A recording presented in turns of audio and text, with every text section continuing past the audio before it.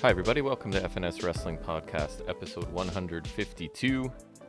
We're back down in the basement to talk about another week of wrestling. We are getting excited for Forbidden Door. We will be in attendance. I don't know if we mentioned that. Of course we have. We'll be in attendance at that show. The card is shaping up. We'll spend some time talking about that for sure. Recording a little bit later on Saturday. What is it? June 17th today. Collision, baby. Right. Oh, Collision's today. Yeah. Right. And we wanted to watch Rampage from last night too. Yeah. Okay, so we'll check that out. I know my peeps wanted to go out. I don't know if I will, but okay, we'll see. So yeah, we hosted people last night, and then I ended up heading out down the street to throw some darts and was out late. And then you had to work at a weird time today, so it sort of delayed recording a little bit. So we're starting in the early evening on June 17th, but glad you're here to listen to us. I don't know, what's new in you just got a new AirPod case.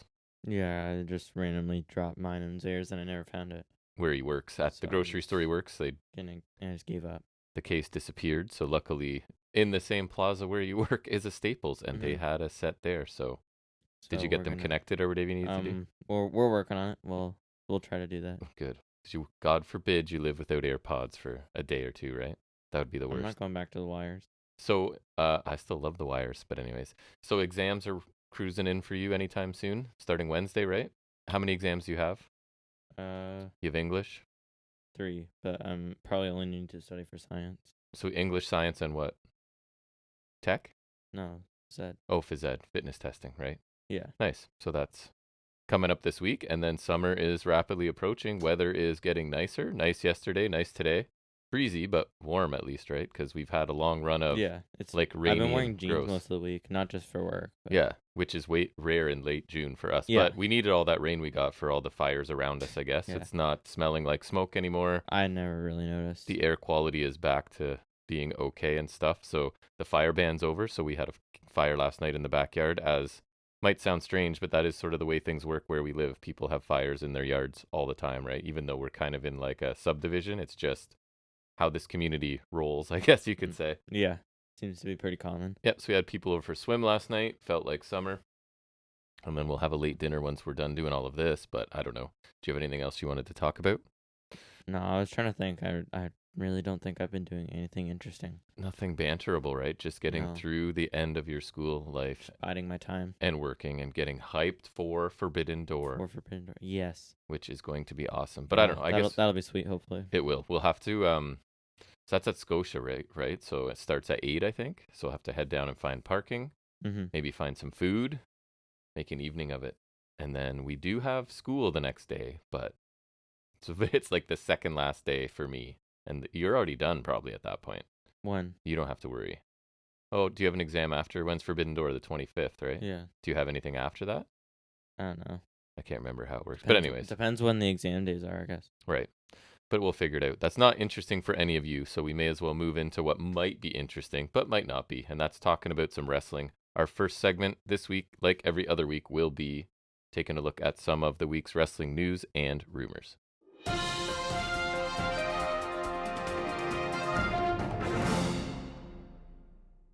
Okay, ratings this week. NXT averaged 581,000 viewers, down 5.5%, earned 0.16 in the key demographic, down 5.9%. To be fair, it did go head-to-head with Game 5 of the Stanley Cup Finals, which was number 1 on the cable chart, so serious competition for them, down 5-ish% in both categories. Dynamite averaged 832,000 viewers, down 7.9%, and earned a 0.30 in the key demographic, down 9.1%. And they had less competition than usual with both NBA and NHL playoffs ending, so not much competition. Numbers weren't great, to be honest. So I only have, I think, 3 or 4 things. So I don't know what you've got. We didn't discuss our news this week, so you go ahead. What do you got? So I guess we were talking about Forbidden Door, but additions to the card were a couple more title matches. One of which is surprising in every way, and other one is not. Okay. So the first one was Jungle Boy and Sonata for the IWGP World Heavyweight title. Yes. Which is weird because I think Sonata's a weird champion because he's not that big. I've always liked him and thought he should have been a bigger deal than he was, to be honest. Glad, I guess I can't complain because it's an Okada for the 12th time. Yeah, it's going to be it'll be a good match. And then Jungle Boy is a questionable choice. He's good. It's just it's questionable. Should I do my fantasy booking now or when? I was going to talk about it on Dynamite, but I guess I can do it here since it came up. It's up to you.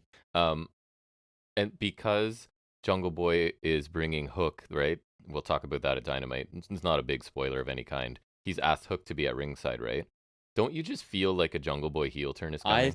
I wrote that. I feel like one of them's turning heel. So I think that's the way Sonata wins, and Jungle Boy can blame Hook because it's kind of odd that specifically he's at ringside, right? So I wonder if that's the beginning or if it all happens there even. So I think even then that's a weird choice though, because you could have like Jungle Boy face someone in the mid cardish like Naito or. But he's got to lose to Takagi. Sonata, right? So he can in but his mind like more on his level though. Well, I guess Sonata is like main champion. Even He is. regardless if he's like a new comer to the top, he's still main champion guy. Right, with no chance of the NWGP heavyweight champion getting the main event or IWGP or whatever it is. Yeah, IWGP. Okay, what's the other one? And then MJF and Tanahashi, which you called, which is pretty obvious because Tanahashi got the title last year. So it's the or least interesting one for me so far. And that's saying something because Jungle Boy Sonata is not super interesting to me, but at least it's I think in ring it'll be really good. Yeah. Tanahashi's kind of past it, and I was never a huge... Because I was watching New Japan while I think I would say Tanahashi was still in his prime or at just the tail end of his prime. And I didn't even love him then. Yeah. Maybe that's because it was kind of introduced to me as he's the John Cena of, and I'm like, oh, I get what you mean, but that doesn't make me want to love him, right? But yeah, he's great and all, but I don't really care. Yeah. I'm personally on an Ospreay swing right now. Yeah, of course. But Ospreay's my boy. I mean, MJF Tanahashi could still be a really good match, and that'll just be gravy because we know we're gonna get some awesome matches. So yeah, the more the merrier. I'm glad Ospreay's great right now because I need someone to like from New Japan. Right. And Jay White's gone, so yeah, Ospreay is the new Ospreay. one. I'm super excited for that one. That's obviously I think the main event. That's the one I'm most excited for. Yeah. What do I have here? A U.S. district judge in California has denied, I don't know if you remember this, there's that issue with MLW and WWE. I do remember. I don't remember why. So WWE is trying to get the lawsuit dismissed altogether, and that got... So the proceedings will continue. The judge denied I don't remember that what it was about. request. It's basically about, it says here, the court finds that MLW has sufficiently pleaded circumstantial evidence, at least, of WWE's monopoly power. It's just one of those things where they try and sort of... WWE engaged in anti-competitive conduct with respect to foreclosure of distribution channels, like sort of making it hard for MLW to get on anywhere that's affiliated with WWE, I think, and they sort of put pressure on their distributors not to deal with any other wrestling, you know what I mean? I think is the problem. Right. So all it means is the trial can go forward. WWE is trying to get it dismissed, and the court said, no, it's not like you're guilty, but we're at least going to proceed. So we'll see where that goes. That does seem like something they would do and have done in the past many times. Exactly, they have, for sure. And it's what people seeking a monopoly do, right? And it's just a matter of whether they did anything illegal or not, I guess. I guess so, yeah. Yeah. Next is there's some interesting things being discussed for SummerSlam, kind of shaking things up. Okay. Like a couple title matches being discussed for SummerSlam for the card. What would you guess that is? So like what titles are we talking here? I can't tell you that. That would be like something you wouldn't really expect. Something I wouldn't expect. I don't know. Like a couple title matches that you wouldn't expect to be on the card. Roman Reigns and somebody. I don't know. It's like this is too big a field for me. You can't narrow it down. I got no shot. Discussing NXT title matches for SummerSlam.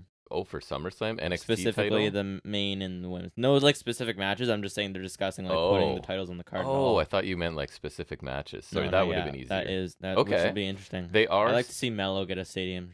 They do seem to want to get back to it's a third brand again, or the third brand. They could have just left it cool then. They could have left it cool. They could have done nothing, and they would be in that position. They could have literally done nothing. And just So, okay, that's interesting. I don't know if I want... Again, I don't know if I want WWE in my NXT. Do you know what I mean? I would just want... I'm happier when Vince doesn't know it exists. Yeah, I would just put, like... You just do, like, Mello versus someone, like as if it was a takeover match and it just happens to be on SummerSlam. Then there's no issue with it because it's not any different. Mello Rollins would be awesome. I don't think it'll be, like, something like where he's defending against a main roster guy. I think someone coming down? I picture it as like he would defend against like someone he would defend against in NXT, like Dragunov or something. Oh, but Like just I'm on them. picturing like Yeah. you just elevate that storyline to like Okay. put it on SummerSlam. Like I don't know Mhm. what like Dragunov or like anyone from Mhm. NXT. Like I would picture just like it's in NXT time. It's like it would be on a Takeover or a PLE, but it just happens to be on SummerSlam instead. Yeah, I Like got that you. kind of thing. That's what I picture. But I mean, it could be like a main roster person too. But to me, I feel like it'd be more interesting if it's like I would be a more pure interested if NXT match. yes, Yeah, that would be just more because like that's interesting. better for everyone involved, right? And there's going to be a story attached to it that I'm familiar with too, Right, which would be exactly. nice. Yeah. What else do I have here? Nothing major. A women's title street fight set for Ring of Honor TV. Did you see that? No. Who it's going to be? Oh, It isn't it Athena and Kira Hogan so the board of directors, including Hathaway, right, and Tony Khan. and Jerry Lynn? Chicago street fight for Athena defending against. Isn't Kira Hogan? It is Kira Hogan. So I've has seen she? that's the feud. That's my question. Has she been doing something? I don't know. They've been kind of feuding. I've seen. I don't I really pay haven't. attention. I just know I've just seen like clips that they are kind of feuding. Okay. I haven't paying attention to it. Yeah, I like Hogan. I just didn't know. Like again, it feels like their women's title shots just sort of come out of nowhere. That's probably the best thing she can be doing right now. Yeah. I don't see her doing much in main AEW. So No. like, I guess that makes sense. Yeah, could be all right too. I just thought it was strange. It is a little strange. Your turn. Why is my thing now? Oh, there it is. EJ Nduka of MLW That's my fame next has one. reportedly been signed quietly by AEW. He's been under some sort of deal for like months, which is interesting. I can't believe WWE didn't grab him. Have you seen him? Yeah, He is huge, right? he's the guy they would want. Yeah, He's older than I thought because it was my next news maybe item that's too. why. Like, He's don't know. 34. Oh, okay, that's not terrible then. No, not okay. at Then I all. don't know why they wouldn't take him. Especially if he works like a fairly reasonable style, right? But so he debuted against Takeshita on an episode of Dark, apparently.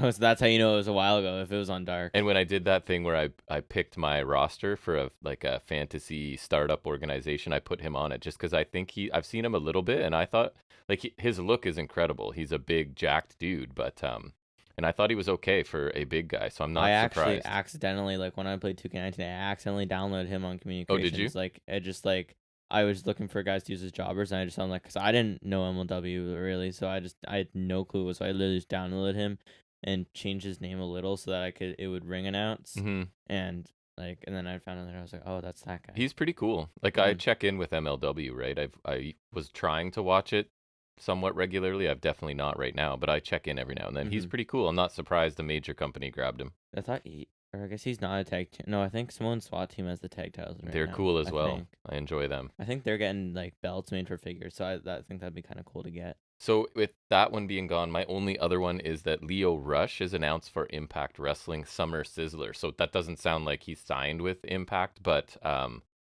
his last appearance was at the Multiverse thing, remember, during WrestleMania weekend? I think that's kind of what they're stemming this off of. So I really like him, so I would love if he'd stick around in Impact. I think he's a decent fit for them too. Like he could do X Division stuff, right? But he almost might be too big for Impact. I don't know, because he's pretty well known, and he had apparently a really good run in Japan recently, is what I'm hearing. So yeah, the team with Yo. Yeah, so I really like him. So I hope to see him do some stuff. I see them promote like those named shows all the time. I don't know if some of them are live events, or if that's a TV taping and they're just calling it that. Yeah, I don't know what it's not a PLE. I don't know what Summer Sizzler is either exactly. I don't know if they just like label things so that like they can advertise it better, because I know that's not like a PLE or anything. So it's like, or not a PLE, but whatever they call them, pay-per-views and whatnot. Right. So I don't know. It's kind of weird. They always like.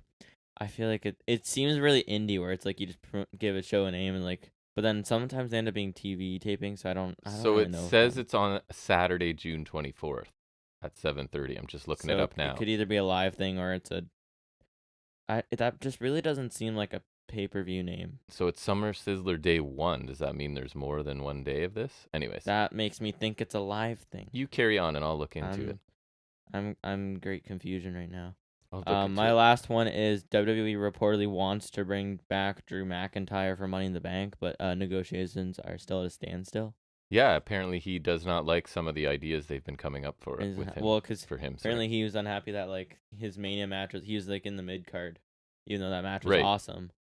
It was in the mid card. Yeah, and I guess he's a big enough star to sort of ask for what he wants now. He is above the mid card now. I think that was a bit of a demotion, even though the match was awesome. Like, I think I guess that makes sense. And so yeah, his contract, I think it's over at the end of the year. Mm-hmm. So he's still got time for sure. He'd but be interesting if AEW picked him up. he could be good in AEW. He's not I've never really generally seen him what I much. think they would I've never fit seen well, him but much he's in good. the non-WWE style. I Right. never really watched him in Impact or I'd be anywhere. interested to see. Yeah, so it Actually, would be interesting. I don't think I want him in AEW per se. But I could live with it. I'd be slightly intrigued. Just there's no room, as we always say. But Yeah. okay, Summer Sizzler on the official Impact site, June 23rd and 24th. But the little tiny blurb they give says the television trucks of Impact on Access TV come to center stage in Atlanta.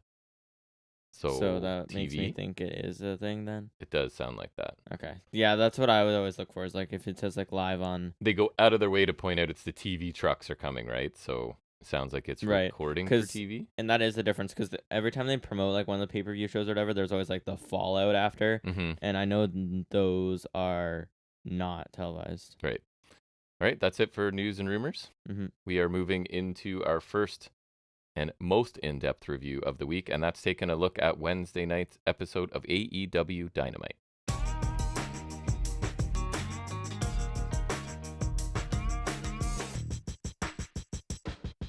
So tell me about the Dynamite that we just finished watching this morning, right? I Mhm. think. Oh yeah, we did. Busy week. That's right. Yeah. So we kicked off the show with the world title eliminator with MJF and Adam Cole. Did we ever? Yeah, and Cole had I like the blue he had. It was kind of cool looking. Yeah. Did he have that when he was tagging with Britt? I feel like. Yeah. Because I thought it was pink and it wasn't. Actually. Right, because yeah, I remember Because I don't do colors. I remember they matched, and I think did. you're right. Yeah, I thought it was pink because to honor the heart stuff, but no, it's he not. did that when he won the tournament. Right. Which I forgot they're doing that in the summer, the Own Heart tournament again. I wonder if they'll like use the same belts for the winners. Yeah. Or did you just charge that? So it was plugged in, but the light wasn't on. So then I panicked, and now it is on. So Yeah, do so not have this I'm dying wondering in if the they'll middle. do the belts again or make new belts or something. Those Yeah. belts were like interesting. They were really big. Yes. Remember? They were huge. They looked good because they look good for like a tournament belt that you'll never use. Because if that was like a defended belt, I think it would look dumb. But because it's like a big thing, like for prestige tournament, it's like a cup kind of. Yeah. So I liked it in that aspect. I don't know why I'm talking about that. Because I got on the whole, I thought it was pink. I'll talk more about belts later. You will. Specifically one belt. The beautiful, beautiful belt. Another new belt. Uh-huh. Anyways, we start the match. There's some like, MJF did the thing where he like arm wrenches Cole in the corner, which he liked. Yes. Where he, the whip into the turnbuckles. Yeah, I like it. There's stomps in the corner, then crowd count punches from Cole. MJF stomped Cole's left hand on the steel stairs. MJF did the Penta's move, like the Fear Factor, Made in Japan, whatever, the pump handle, half Nelson driver, if you want to go all technical. That looked good. For 2, yeah, that was pretty cool. I'm surprised Excalibur didn't go all like get some official name for that. Like, I only know that because of 2K. It's a pump handle, then the half Nelson. My note is nice pump handle driver ? Because I'm not sure if pump I'm right. Handle half Nelson, baby. Nice. MJF mocked Cole or Shawn Michaels, whatever you want to call it. Doing the tune up the band thing, but then Cole caught him with his own super kick, which always looks nice. Cole's got, he might have the best super kick. And because his arm was getting worked over in this, there's a lot of kicking, and they almost all looked really good, I thought. Yeah, I don't know, like, cause him and the Bucks definitely do it differently, and I think the Usos too. And Gargano also has his own. I always like how Gargano did in NXT, but I think. Also when I rewatched the Cole Gargano match the other week, like I think his super kicks are really good. Cole, I mean. They are. And Cole might have my favorite super kick, like modern day at least. It's up there. He tends to nail them really good. He does. And he gets a good full slap. Extension. Yeah. Like sometimes you can see the thigh slap, but I don't really care. It doesn't bother me either. I know it's happening. At this point, it's like I really, especially in the last shot, I really notice it now. But it's honestly more work to complain about it, right? I don't really care. Yeah. Cole also MJF had him like the reverse waist lock or whatever, and Cole got out of it and then hit that jumping enziguri, that he always does, which also nice snap. He always nails, and then a backstabber for a 2 count. MJF ducked the last shot and he went for the salt of the earth, but Cole avoided that. MJF hit a butterfly shoulder breaker, which was interesting. I thought he was gonna go full J driller on him. It looked cool. That would have been cool though. Especially with the guy coming off concussion. Exactly, that would have made it cool. And then Cole came back with the Patella drop brainbuster for 2. Then an Ushi Goroshi for 2 from Cole. MJF hit a tombstone pile driver on the apron, which was pretty nice. There's some back and forth strikes. Cole got the better of it with the series of super kicks, so there's that. Mm-hmm. And then MJF came back, hawking him with a clothesline. Cole locked MJF in a crossface, but MJF countered into a pin for 2. Then he got out. He got Cole in the salt to the earth, but Cole got out, locked in an ankle lock, which looked questionable at times. But MJF then countered into an interesting, like, kind of a crossface submission. Then he did, like, the thing where he traps both arms, and Cole got close to the ropes, but then he got the rope break with his foot. MJF had a heat seeker. He stuck him for 2. That was really nice. Yeah. Also works with the concussion thing. MJF hit an elbow drop from the top turnbuckle to the outside, putting Cole through the timekeeper's table. Looked really Shades good. of the Iron Man Nailed match. it. I think Yeah. that's when that was. Cole barely beat the 10 count back in the ring. Cole hit a Florida keys on the apron. Which what he calls the straight jacket German. Oh, because that's what I wrote. Straight jacket German. Mm-hmm. I didn't know he had a name for it. I only How remember, Matt Taven of him. I only remember that from 2K again, because his movie was like a super kick to the face, and then the person would turn around, and then you hit him with the straight jacket German. Right. I think it was looked good. I think it was his alternate signature, It's because cool. he had the patella drop thing in that. Cole rolled MJF into a corner roll for 2, and then off the kick out, MJF inadvertently shoved him in the ref. MJF went to grab the title. MJF did his best Eddie Guerrero, but then the ref fell down again, because I guess he's just real hurt. So Cole is now holding the title because MJF tried to chuck it to him, and the whole thing. Really cool variation of that spot. Yeah. I thought. Yeah. Like to Other have than the ref. like the ref is kind of like. But I thought it was funny because Yeah. then it backfires and Cole's like Yeah. edgy enough to still use it to cheat, right? Which I liked. Instead of Jungle Boy like hemming and hawing, Cole's like, okay, Yeah. right? Yeah, I think that works also because Cole has been a heel before, and he would do that anyways. So yeah, he hit him with the belt shot, then a last shot for a slow count near fall because Ref Boy was down. Very slow count. He was groggy. Heel kick, low blow from MJF. Then while the ref was checking on Cole, he pulled out the ring. The ref caught him. So then, so he caught him before he hits Cole. And then so the ref was taking the ring from MJF, and then Cole super kicked him then, and then hit a Panama Sunrise and a last shot. But then the time limit ran out as the ref counted 2, and it's a draw. And then Cole won in 5 more minutes, and MJF left anyway. Which was perfect, right? Like, no, nice, I'm out. One of the things I saw just before you go into whatever, one of the things I saw someone say was like, or actually, sorry, it was TJR actually when I was reading, when I was like looking for the segments that I missed. Mm-hmm. So I was looking at what he had to say about this because we really liked it, obviously, not to spoil too much. But he was saying like, it was really well done, the finish, because they didn't make a whole song and dance out of the time limit. I was going to bring that up, yeah, right? Exactly. Like they honestly so it caught you by surprise, right? And obviously I had got spoiled beforehand, but putting that aside, like you wouldn't have expected, because he pointed out like they only really mentioned it like when Justin Roberts does the announcements. That's the only time it was mentioned, I think. Because as soon as they mention it more than once, they telegraph it to me. Right. So I would way rather, and apparently, I think I read it somewhere, they nailed the timing. Like, it's not like it was 29:57 and they pulled, like, they got it. If you were sitting there timing it, they nailed the timing of this, apparently. Nice. But yeah, I think so too, because if as soon as they point out, oh, and we're 5 minutes in, oh, and we're 15, or even if they officially announce it, then it's obvious, right? If they have the ring announcer or whatever do it, then I think that's what he did, but they always... But not in the middle, I mean. Like, you know how they'll go... right, yeah. 5 minutes gone, 15 minutes... Right, and so, because I got spoiled, that's what I was expecting, and I don't remember ever hearing that.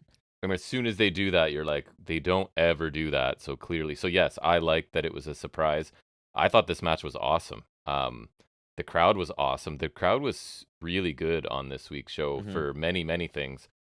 I just thought this was a great back and forth. I thought it had the makings of a pay-per-view match. Like it felt like one. It felt like a really good pay-per-view match, right? You had the limb targeting. You had some high spots with going through the table. You had I thought the sort of clever working of the Eddie Guerrero cheating spot. Like, I thought that Leagues was really ahead clever. Of what Cole did on the pay-per-view, ironically. Cole looked great here, and I thought he rebounded well, because I did not like that match with Jericho. Oh, yeah. Right, this was an awesome match, and MJF like continues to deliver excellent matches against pretty much everybody. Right, like he's not just a promo guy; he's awesome in the ring. The finish to this doesn't bother me at all, because it did surprise me. Again, it allows for them to sort of continue this story, right, and it adds something to it. I think Forbidden Door will throw a bit of a wrench into things. However, that clearly won't be much of a problem because it's a 1 week build Yeah. at this point. No, this was easily my match of the night. Not that I didn't like other things on the show, because I did, but like you said, this felt like a really, really good pay-per-view match to me. I love this match. I'll probably be putting it on the list if I I put it remember on to the do list. it. I would I would at least give it. I don't think it has much of a chance of getting match of the year No, with but the just to likes of Osprey and remember. Mega. Hey, well, we do the TV match thing, so Correct. that's what the main reason I put this on here because I think it is a nominee for match of the year in general, but I think it has a much stronger chance of being my favorite TV match of the year. By far, I'm gonna say, without thinking too deeply, the best thing Cole's done since coming to AEW, I think. I I think think this match was at the very awesome. least, it's the greatest thing he's done since coming back from injury. For sure. I don't like I can't think of anything like drop dead amazing. I think this, yeah, it might be the best thing he's done in his run so far. It's hard to say because I really enjoy heel Cole so much better, but Yeah, and again, the finish, not so a much problem. more. It doesn't bother me at all. I love this match. Yeah, I thought it was a great match to start the show. It was a fantastic TV match to kick us off again because we had Swerve and Cassie last week, Yep. which is sweet too. And because it was an eliminator, like, you can believe Cole could win, right? If it's a straight up championship match, I know Cole's not winning. Not that it takes me out of it, but I like not knowing who's going to win because it's possible he wins this, right? hmm So that added to it for me And one too. thing I just thought of, there's two false finishes on the show where people would have won if not for Correct. insert thing here. Right. One of them was good, one of them wasn't. One of them is this one. We'll get to that next This one. one I thought was fantastic because if you have like help screw 5 more minutes, 5 more seconds, and Cole wins. Right. Right. So I think that's really cool, and the subtlety of the time limit this time is so much better. Mm-hmm. And like I wouldn't mind if like from now on like they could do every time they like tell us when we're halfway done, and like But you have to do it every match then, right? that's what I'm saying, then it's right? Like fine. it has to be It consistent. can't be out of Right. the ordinary. Like I wouldn't mind like next time you have like an eliminator, you do like if it reaches halfway point, obviously, like if it reaches 15 or past, you mention it, and then it could still end. Yep. And then you That's mention right. it, and this happens again. You do a world title match, you mention when it goes half hour, it ends, it doesn't, something like that. Yep. I don't remember how much they mentioned it in the Hangman Danielson one when they went to the time limit, and I feel like Danielson and Omega did too. I I'm don't pretty remember. sure they mentioned it. I feel like they did, and that just seems like what happened, but I don't remember specifically. But yeah, this had the makings of a pay-per-view match and definitely felt like one in ways. Definitely at times I thought they work really well together. It like as I would have expected. I think the finish works because then, like you said, you can run this back easy, and I doubt many people would have a problem with the feud continuing. I could see a lot of people taking issue with the draw though, because some people just complain about that. I don't have a problem with it. AEW, they use it sparingly. B, it's not something WWE does unless it's some convoluted BS. Right. Because like when they want Drew and Sheamus to have when they wanted them to have the title match at Mania with Gunther that we were talking about before, Yeah. they got simultaneous pinfalls in a 5-way match, and Yeah. then Gunther interfered on their singles match. Yeah. Like that's their convoluted way of having a Right. draw in the first match, right? And yes, that's a 5-way, but that's how like, or they always have to do a double countout, which is like fine sometimes, but that's like the only way they ever do a draw, or like Yes. and then Convoluted. double DQs are lame, but they always do like some convoluted something I don't like. I like this. This is why time limit draws are like okay. This is why time limits are like all right to have, and WWE doesn't do that. This leaves the feud open for later. I assume there will be a brief Forbidden Door pause, but that's okay. And it really doesn't matter, especially because the time until Forbidden Door is a lot shorter than I thought as well. So, MJF delivers again. He's been proving naysayers wrong throughout this whole run because I think so. that was the one complaint, right? His in-ring ability, and I think that's slowly being put to bed match after match. And I mean, like, say what you want about him, and we already talked about it a little, but him getting a match with Tanahashi at Forbidden Door says something about him. Because love him or hate him, Tanahashi's still big, right? He's one of the biggest guys they have. So I think it definitely says something of MJF's abilities that they want him with Tanahashi. Besides, he's the world champion, because they could book Tanahashi against anyone. It doesn't have to be the world champion, right? It's like last time he worked with Moxley, and Moxley is Moxley. So Moxley is Moxley. I think MJF getting that match is at least good for him. It could help put him on the map because Tanahashi's big, and hopefully that gets him on some people's radar. Although I don't know who doesn't follow him anywhere. If you're not gonna follow MJF, you already don't. And Tanahashi's like a mega baby face, so that works well with MJF. And MJF can easily build it on one show alone. Yeah, so for sure. The one Dynamite we have left should be fine. This also works for Cole because he can say he almost beat MJF, so it gets him like not like I don't know, not bragging rights, but something along those lines. Yeah, Like I don't know. he didn't lose, so that's the main Not thing. momentum. Not the beloved momentum. Credibility. I guess, or like some reason to get a touch, like Some word that'll come to you in an some hour word from that now. I'm not thinking of. And it's another great match under his belt. After the Jazz feud, he needed some Yes. revitalization like this, and this is that. I'm glad he's doing this because the match was great, and that also means the Jazz feud is done and dusted. Correct. So That is a that bonus. he got out relatively unscathed and in a decent amount of It time. wasn't 8 months or whatever. It wasn't almost a year. Right. That is surprising. Next we have CM Punk. We do. So yeah, he was just like I don't care. It's kind of sounded fake to me. All I wrote was because I knew you weren't going to, because you're like boycotting him basically. But he has lots to get off his chest. He's here for the same reasons he was here the first time, etc. To not put people over and to But let me ask you, right? So I don't remember what he said specifically, but it sounded really like phony to me. I don't remember why. So when he says he has a lot to get off his chest, what topic do you think we're supposed to think that is? I think we're supposed to think it's the brawl out, But he can't talk it about won't that. be. No, because and I don't think he would anyways.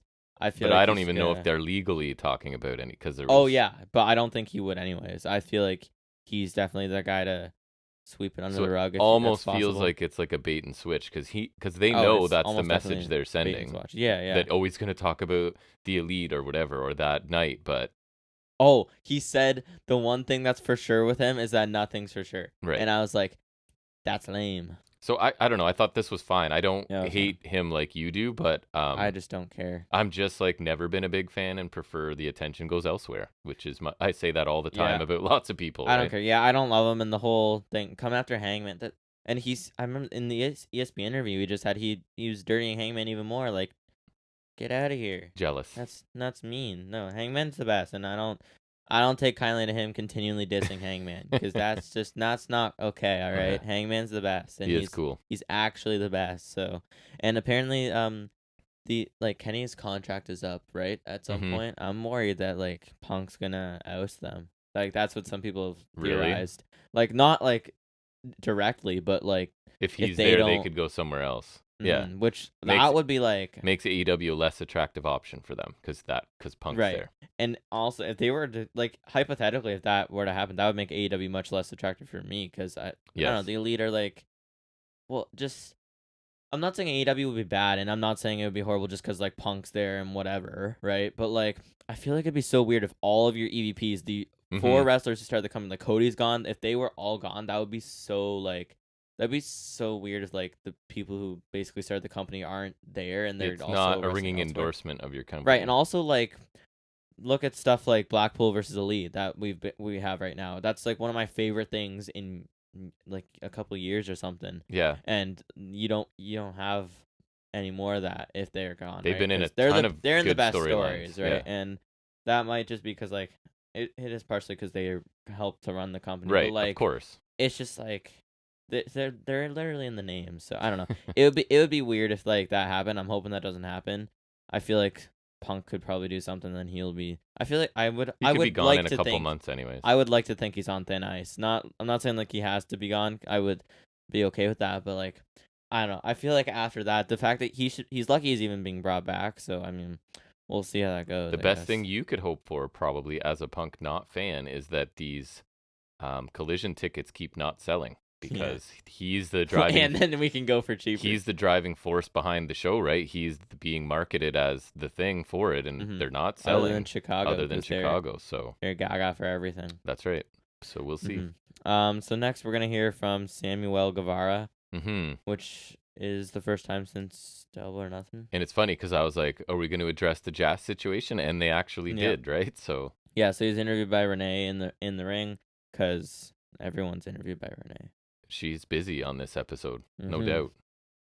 Sammy mentioned his kid again, or they're having a baby, and it's a girl, so woo. He said that was the highest of highs, and he said the lowest of lows was not winning the title at Double or Nothing.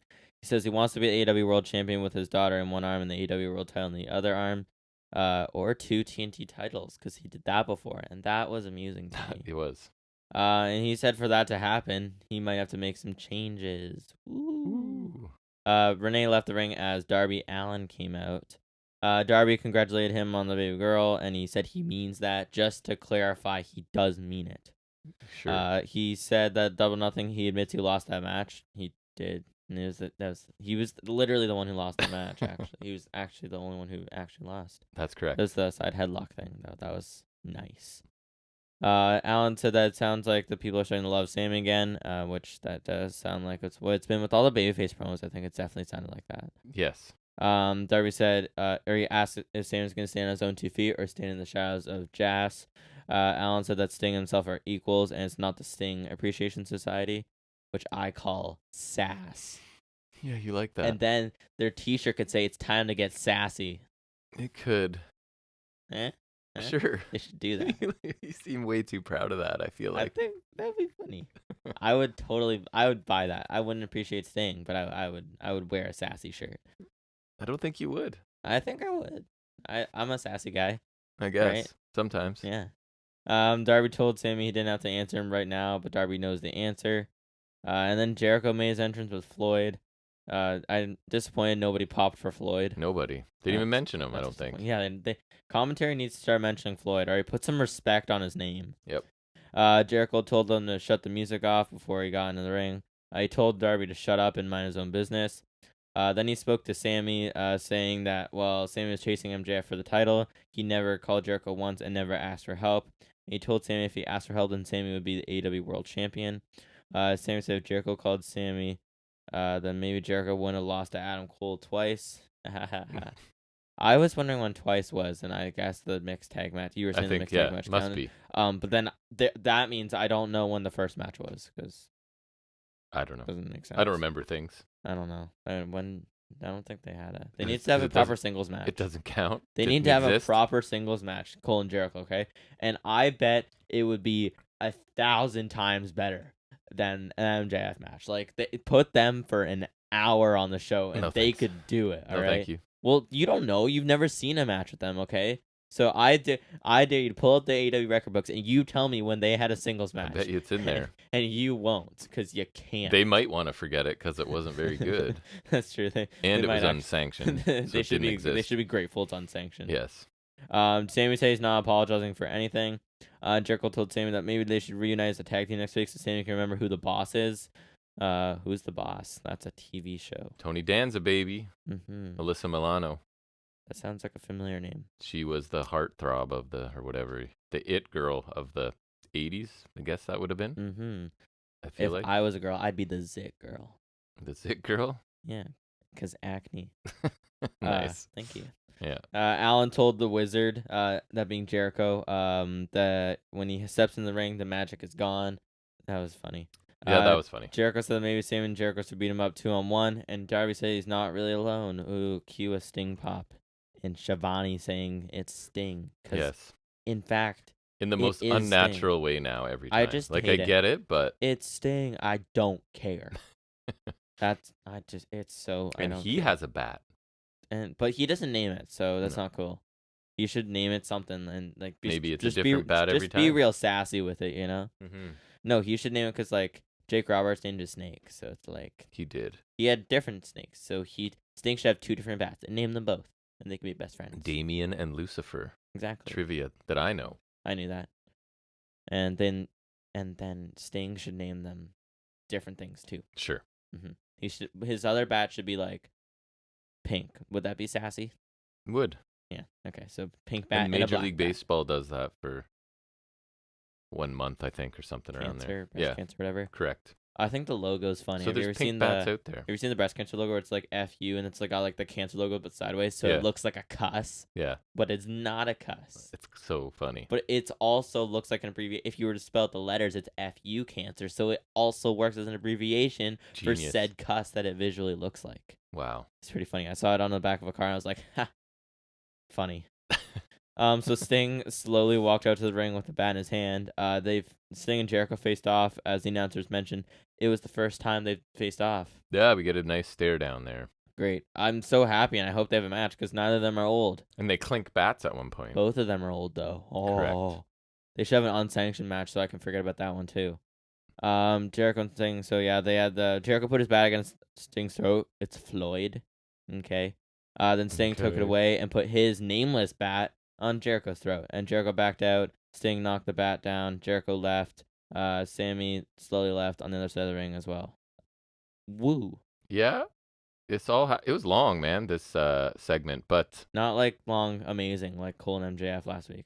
I do appreciate that they're taking the time to like tie up the loose ends about Sammy and Jazz, because I mean, some companies we know would just like never go Yeah, back to it, you know. we did give them like a bit of flack for the weeks and weeks of Like clearly he's a baby face. What's right. going on? Where's But I feel anyone? like I think it's a lot better now that they're actually addressing it. If they just didn't address it, I agree. obviously he would be in a weird state Yes. in kayfabe. But like, I do appreciate them actually addressing Me it too. because like you can I guess spin it as he was like focused on the title, or like they were focusing on the title narrative, so they didn't really want to bog it down with like throwing another thing in there, right? I guess, and that I feel like that sounds like me defending AEW like a shill or something, but I don't know. I feel like it's fine now that they're addressing it, right? And that was my main takeaway from the segment, that it's finally been addressed and they're Agreed. starting to like get him away from that. And I think that's fine because I think the Jazz faction is kind of a death sentence for upward mobility, It and is. Sammy has potential, I think so too. right? So, and I feel like with winning the TNT title so many times, he can either do that again, win the international title, or go up the card. Mhm. And I don't think he can go up the card much with Jazz. So yeah, I think this is good for him. Me too. I thought this was too long in general, Yeah, and this I said it was fine. and like the crowd was really, really into the Sting Jericho stuff, which is why we'll keep getting it. You and I are not, right? But the No. crowd was pretty hyped for it, so they're gonna do stuff like that, which is fine. It's just not everything's for us, I guess, right? I thought Darby sounded good speaking to Jericho, and I did like the line about the magic is gone, but That like was nice. I Yeah. feel like they could have paired 5 minutes off this, and it wouldn't have hurt me at all. Yeah. Right? Lines like that, Darby's definitely better on the mic. I think the rebar mitzvah promo was still awesome. And it's part of what I liked about them doing the Pillars program is it got them experience every week, right? Darby Saying stuff. killed that, honestly. So Like he was really great in that program, especially. yep. So yeah, I think it's like good that they're starting to deal with that. However, I think all the nonsense with Jericho and Sting was unnecessary. Like you're saying, we're not fans of that. So that we're gonna be in the minority here, which is unfortunate because then, like you said, they're gonna keep giving us this, which I don't really want. Me either. I think we could have had some other ending to this. I think the only defense you can make is that Darby and Sting are now in the ring for the 8-man tag coming up next, but I don't think having them already in the ring is really necessary. No. So I don't really see that as much of a defense to have the segment end with Sting. So I guess Sammy will split from Jazz soon, so that's something decent, I guess. And like, it's just the whole thing's confusing me because when did Jericho lose to Cole? Oh my goodness. I don't. You love this I don't. bit. You're committed to this bit. I don't get it. It's my favorite bit. I'll do that every time. I know you Like, will. it's the best. Like Cole also never lost to Orange Cassidy, so Great. that match I don't remember a lot from the match other than when they were on the tunnels. We all missed the tunnels, R.I.P. But like that match was better than the one he had with Jericho. For sure. That So- match bugged me. I think that one was at Beach Break, Could be. the Cassidy one. I'm not just saying that 'cause it's Cassidy area. I think it was. Anywho, next Anywho. we get a video promo from Sonata. It's all spoken in Japanese. Basically, open challenge for his title at Forbidden Door. That's it. And we talked about it earlier, what I Yeah. think might happen, and should be a good match. Yeah, so this is fine. It's basically just announcing another title match. That's cool. And so I personally have never really seen much of Sonata, especially I've not seen him I like since he's gone single. So I'm open to it at the very least. Plus, it's important to get the IWGP title on the show. The only disadvantage Sonata has is that no matter what, and we can confirm that it's going to be a downgrade from the IWGP title match of last year with White, Yeah. Okada, Hangman, and Cole. Yeah, that was fun. That was awesome. Did Cole get injured? Maybe. Was the match still good? Yeah. Is It the was. belt still gross? Kinda. I don't like that belt. You remember the IWGP title before this one, right? I do. That which one's I liked it. beautiful. It is beautiful. It is beautiful. Like there's two belts I would want outside of the AEW title and the IWGP V4, which is the one that the current one's the V4. V5. Yeah. It's beautiful. And the Intercontinental title they had was really nice too. Their belts are really nice. Mhm. That one had a white strap, so it's like those two belts were beautiful. And you replace it with the crown looking thing, like it only really looked good on Jay White, I thought, and maybe Osprey. Yeah. And that sounds biased, and is, but it's also not at the same time. Stand by I it. didn't like it on Okada. I just like Yeah. Okada looked nice with the V4. It's beautiful, and it had one of It's a those things where classic. it's like it had all the nameplates of the previous champions on the side Yeah. plates, which looked really cool. But it wasn't intrusive. Like it wasn't like the RIP to Iron Sheik I'm gonna mention, like the green belt that he had, and it Mhm. had like the 5 side plates, and it had the fattest strap ever.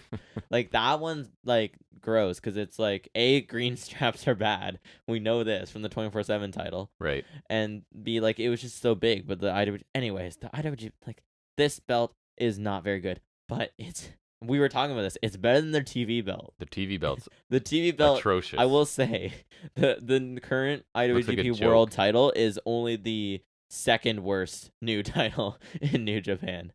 Because, that TV title. Actually, we'll talk more about. It's awful. I'll rant about that if I want to when we get to Sure. Sabres bit. I'm sure here. you will. I mean, you can chime in because finally you have something to say about a belt. It's gross. It's I think horrible. it's pretty objectively grotesque. gross. Anyways, Sonata deserves a better belt than the one he has because the V4 is beautiful.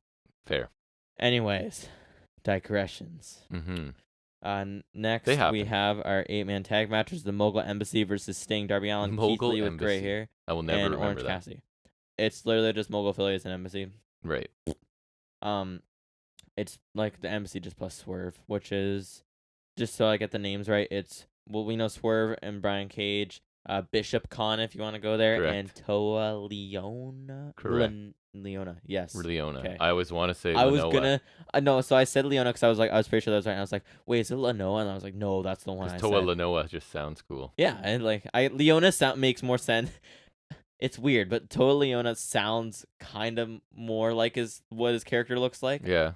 But Toa don't know. Lenoa just like, I don't know, man. It works. And my note here is the first hour of this show has flown by. Yeah, that's what I like when they do the really long matches. Is they like it flies by. Like when they if did the long match is good and I'm engaged in it. Yeah, Yes. which I mean, they don't really do the bad long matches because like No. it reminds me of Cole and sorry, not Cole, Hangman and Danielson when they did that. I think they did that twice. It was the second match, not as long, I think. And remember when we watched Alexander Bailey and it was like half the show? That was awesome. That was pretty sweet too. It was.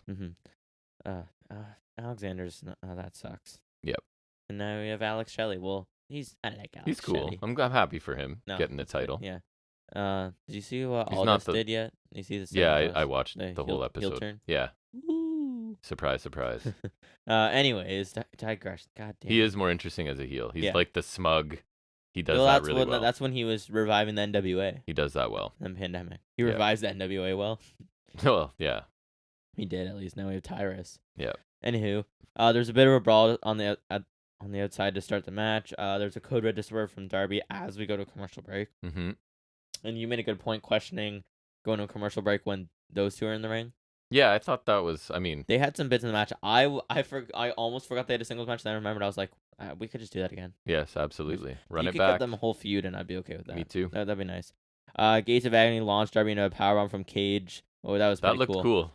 Who just did that? The Schism did that. Yeah, move. they did. That's what they did. It looks good cool, both times. Yeah. And then Swerve just absolutely hammered Darby with a house call. Like, just. You love the house call. It's so good. It's so simple. It's good. It's one of those things like Swerve because like it's just like it's a slightly different kick motion, but it's like it just looks so Swerve's good. awesome. Especially with Darby, like he just looked like he died after, like he just went limp, and Swerve, like he just like, it looks like Darby just absolutely gets impaled in the head, and then also Swerve gets like gets a really good snap on it again, the thigh slap, but like doesn't bother me. It looks so good, and it should not be a good finisher, but honestly, I like that way better than the stomp, because like the Swerve stomp's okay, but I want JML driver is nice or too, house call, but house call, it's so good. Like, I mean, if we can't get a drill claw, which we didn't, because why would we get a drill claw? Why make me happy? We got a house call, because the house call, it's one of those moves that just, it's so simple, but it's so good. This one was just, I have to rave about it, because it was just, it was on the button, as they say. Just, it was perfect. I don't know what to tell you. Cage pinned him off of that, but they got broken up, because that would have been a match ender, let's be honest. Darby died there. It was epic. Pop over Stunner from Darby, and then Keith Lee tags in for a hot take flurry. Lee did the thing where he stands there because he's a big mountain boy. When Swerve went for a roll through. Is this where he botched the monkey flip, remember? And he tried No, to. that was not Flurry, yeah, because Yeah, Cage tried to monkey flip him, and he he almost. It would have been he cool. landed, and then he fell on his ass. Which Still, it was respect him for trying. He almost got. He was because like he was this close. because He was this clearly he close. can do it, He can do it. No, which is I swear he's crazy. done a similar thing. I Yeah. know he could do it. That's why it's okay because I know he could do it. Yep. Let's be honest. Lee goes for a superplex, but the rest of MC grab him for like they have the like so it's like a swerve stomp triple powerbomb thing, kind of flashback to Lee and Swerve's tag team. Remember the stomp and the spirit bomb? Yep. That was a That was sweet cool. combo. I'm like I think I mentioned this when we were watching, or I mentioned it at some point. I kind of miss Swerve and Glory. Their team name sucked, but they were really cool as a combination. They were because you get the big power and the. Although he can do other Yeah. stuff too. I like And that combo. The only thing I don't love is obviously it's like the putting two people of the same race together, Right. but like they were so cool together. Yeah. And I mean, it sucks that they split. Not only because the team doesn't exist anymore, but because their breakup feud never really panned out No. great, and especially because the Mogul affiliates suck. There was lots of meat on that bone still, Right, as they and say. I feel like. I wish we had gotten a proper program and we put them on the Double or Nothing card because if you gave them a proper feud and a great match, that could have brought up Double or Nothing. Mm-hmm. So I think that kind of sucks. But that team was really cool. I'm always gonna love the 3-way tags that they had, or the one where they won the titles. Like they had some cool. The acclaimed matches were great. Like I don't know. I'm gonna miss that team for sure. But anyways, Digression. yeah. Hey, that was at least more related. True. Cassie broke that pin. Lee did that big one-arm spine buster swerve, which looked pretty awesome. He got some great height on He that. did. Darby had a coffin drop to the outside. Cage went for an F5 on Sting. But Cassie connects with an orange punch, which led directly into Scorpion Death Drop for the win. And I'm just gonna say it. I miss days when Cage powerbombed Sting, just flat out. And I don't everyone think was you're gonna like, see that anymore. "Oh my god, Yeah, I remember. that was awesome." I thought this match was fun. I liked it, but and it's you and me, right? That people having to sell the Sting's offense is never my favorite, right? Especially like Brian Cage leading up to the pin here. It's just I don't know. It's not super believable that this guy is 60 whatever and just his basic offense like devastates people, right? It's kind of annoying, but again, the crowd loves it. So I just feel that's like, us. in particular this time, because I think that's one of our general complaints about Sting, right? Yes. But I hate it even more that it's Brian Cage this time. Because Yes. he, like, there's been some, like, between this and Team Taz, he's been made to look like a loser because of Sting so many times. It's just like, Cage is, he's a machine. He is a machine. Like, and that's why they call him Cage. That's right. Right? So, like, it's just, it sucks that, like, he's made to look like a chump from, like, because of Sting. It just, like, he could be such a credible big man. And, like, he's not going in on the mic, but he's so great in the ring. And so it just kind of sucks, you know? And I that's, agree. It bogs down tag matches for me. But, like, other than that, I thought it was a solid, like, one of the frenzy kind of TV tags, right? Exactly. It only got 9 minutes, right? And we never got. Yeah, it did feel short, kind of. And it wasn't like you got any sustained action between any two people. It was switching around a other lot. than Swerve But and Darby, but was commercial pretty- break. it was pretty fun. I thought there was like I noted in one spot there seemed to be some miscommunication between Sting and Leona, but nothing crazy. Oh, yeah. But yeah, I fun remember. match. Yeah, there was a lot of action there, and then some sequences with Swerve and Darby and Keith Lee were pretty cool. Swerve killed him with a house call. Perfection. That was spot of the match, baby. That was sick. With the catapult powerbomb too. That's cool, but we don't care about that. We just care about this house call. And also the Swerve stomp bomb. That's always a really nice combination. Predictable result too, because of course Sting had to make something look stupid. Just sucks that it was Brian Cage's time. But his gear was kind of cool. I will say though, he should definitely stick to the trunks. I don't like him in tights. I always find myself saying that though, and then eventually get used to it. Yes. But I figure it's always better to complain while you can. You do like to. Like, It is your because hobby. eventually I'm gonna forget about it. Like, I still don't love Mellow in tights, Mhm. but it's starting to wear on me. So like that's why you complain while you can. And I didn't love Austin Theory in trunks either. And now I think that looks better. Or when they rename people and stuff. Okay, that eventually let it go, but somehow never let go. Like Butch, and the only reason, because I remember we were both pretty adamant on Gunther. Yes. But the only reason I'm accepting that is because they actually made him better. They did. Well, yeah, he's awesome. I would argue Gunther's better than Walter, or at least on par, because they've actually like he's got to be one of the best call ups. Yep. This sure. is a digression again, but like he's He got to is. be one of the best call ups they've done, which is surprising because. Not only is he an NXT call, he's an NXT UK call up. Although some might argue something he's an else. undeniable talent, and it's no credit to WWE. I would Other than say they he didn't screw is, it up. but I I disagree. I feel like they could have very easily denied him, and I Vince was going to. I remember when he was like the hottest free agent, and I just started Oh hearing yeah, about I him, and had I'm like, who is this no. guy? I was even worse off because when he showed up at the end of, I remember that the end of the first UK takeover Yeah. after it was done in Joe Coffey, right? I had no idea who it was. I was like, why is some dude named Walter coming? Like, His name is Walter, and he's just this big I had chubby no idea. guy, and he Oh is man, a beast, Walter absolute beast. Walter looks so weird Yeah, I now. know, skinny It's Walter's. I crazy. know Gunther's like normal now, pretty he much. is. It's crazy. Like It is. he needs more like he needs to get more respect for that. Like that's Yeah, crazy. he's gotten in Mhm. amazing shape. Mhm. Yeah, and so I don't even know how we got to that. Oh, it was from tights. Yeah, That's how like we that's go where from we went. tights to name. Like, that's just weird. But yeah, Cage has been chumped by Sting far too many times now. Like he's old dude. Come on. And what I wrote, this is gonna sound mean. A drill claw ends night night. Yes, for sure. That's so mean, but it made me laugh. Anyways, this is solid. Even if any story was lacking, pretty much Instinct It gets the was. win. That's whatever, I guess. Next week at the Guns interview, with Renee again. What? Austin says he has no idea what Renee's talking about last week. And Colton says they were raised to be polite young gentlemen, so they won't talk bad about anyone and talk about what matters, which is them. Austin says they're the best brother team in AEW, and there's another that's run its course. And so they're Agreed. challenging the Hardys to a match next week. Yeah, I'm assuming the Guns are joining Bullet Club Gold. I think that's where we're going. I thought it was solid. I just want them to acknowledge it because it's so weird that I want this. I'm fine with it as well. I kind of want it. It seems right to me. I want to just try it at least. So I think these guys are really emerging as solid heels. I think it's too bad they have to face the Hardys. Yeah. But I assume this is a win they can get, or Yeah. I don't know. And so the thing I've been seeing is, and it's kind of mean, but kind of like I told you so. I've been seeing people like, because Jeff Hardy botched Whisper in the Wind pretty bad. Have you seen the clip of the Double or Nothing pre-show? He's like botched it pretty bad. No.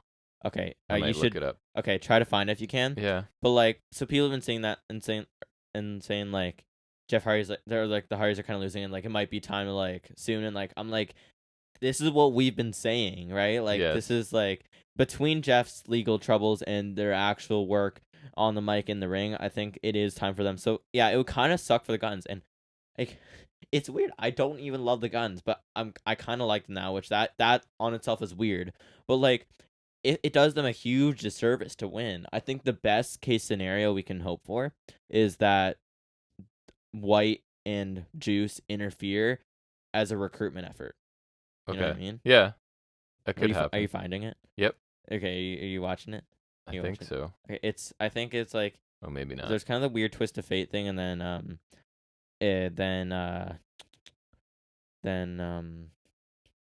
he botches it. Sorry, I was trying to find my words. Anyways, I don't know if I can find it right now, but I'll try to find it like later. If I find it in a break, then we'll mention it. Okay. Because it's pretty bad. It's worse than. Do you remember the time in the Greatest Royal Rumble where he totally missed it on Jinder and then Yes. Jinder sold it anyways? Yes. It's probably worse than that. Oh, Because he doesn't even get there. that's not good. It's worse. It's Oh, here's a good comparison. Remember when why did I say Evan Bourne? Matt Sydal. Remember when he debuted in AEW and he just totally botched the Shooting Star? It reminds me of that. Oh, that was awful. It's worse. It's a worse version of that, and I'm not even kidding. Okay. You talked about this, right? So we can go to my favorite match of the show. Okay. Next we get Wardlow versus Jake Hager for the TNT Championship, which is so nice. Yes. I love Jake Hager. Who I doesn't? was saying towards the end of the match, why is Jake Hager still doing things? That's what I ask. He barely does things, I feel like. Why is he still barely doing things? Right.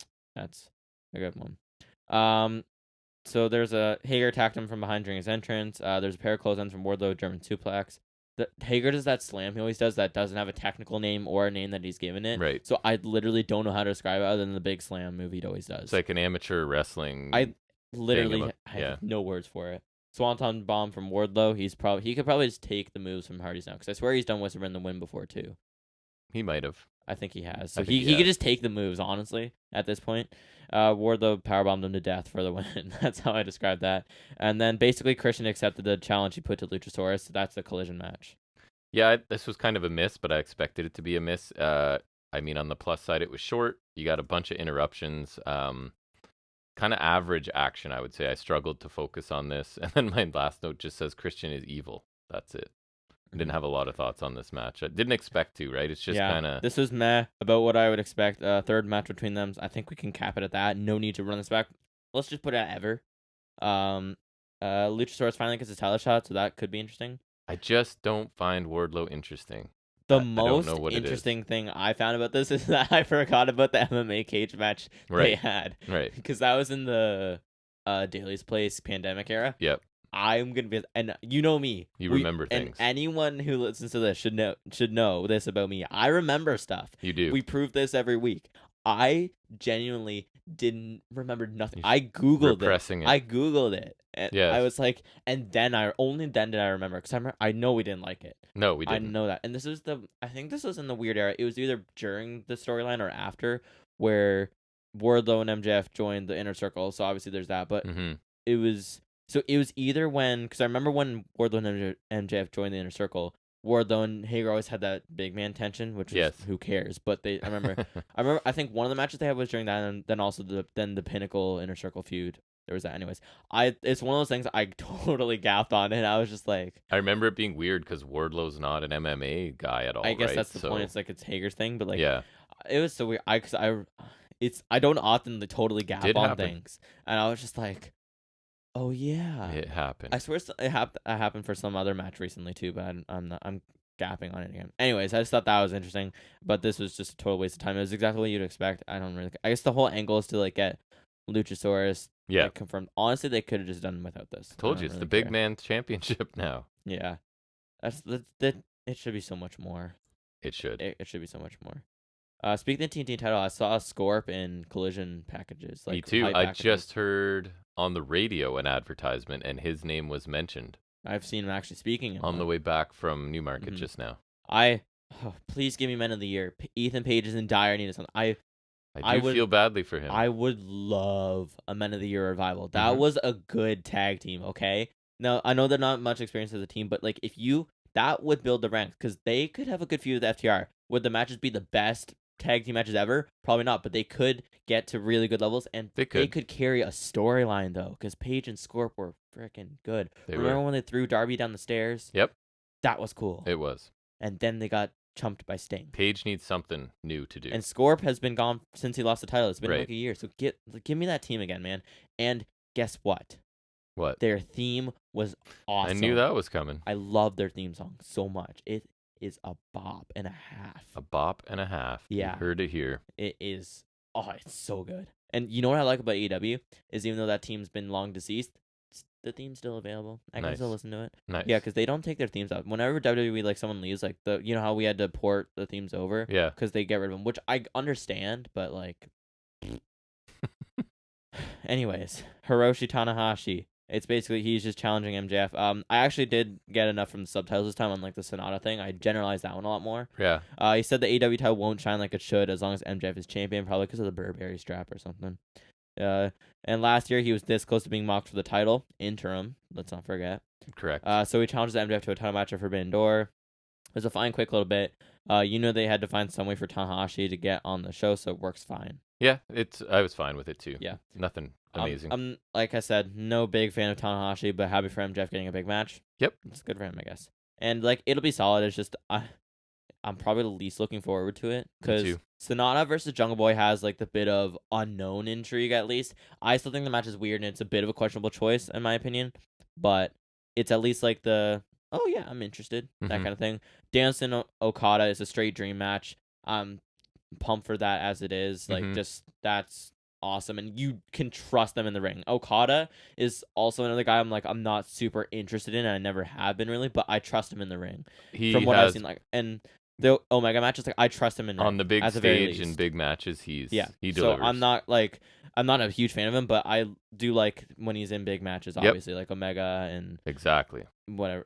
I can just leave it at Omega. Yep. And then speaking of Omega Osprey, that I cannot tell you how excited I am for Me that too. match. It's excited is such an understatement because, like we were saying, it's a dream match like Danielson and Okada. The only difference is we got it before, and then therefore the storyline is there. That's right. And like I'm saying this, if we can get, we need Osprey to win this because A, that just feels like he needs his revenge, and B, then you can have a rubber match. And I'm saying you bring Osprey back one more time because last year after Forbidden Door, he came back for the trios tournament, right? Mm-hmm. So then you have him come back for All In because that's kind of in his neck of the woods. Yeah.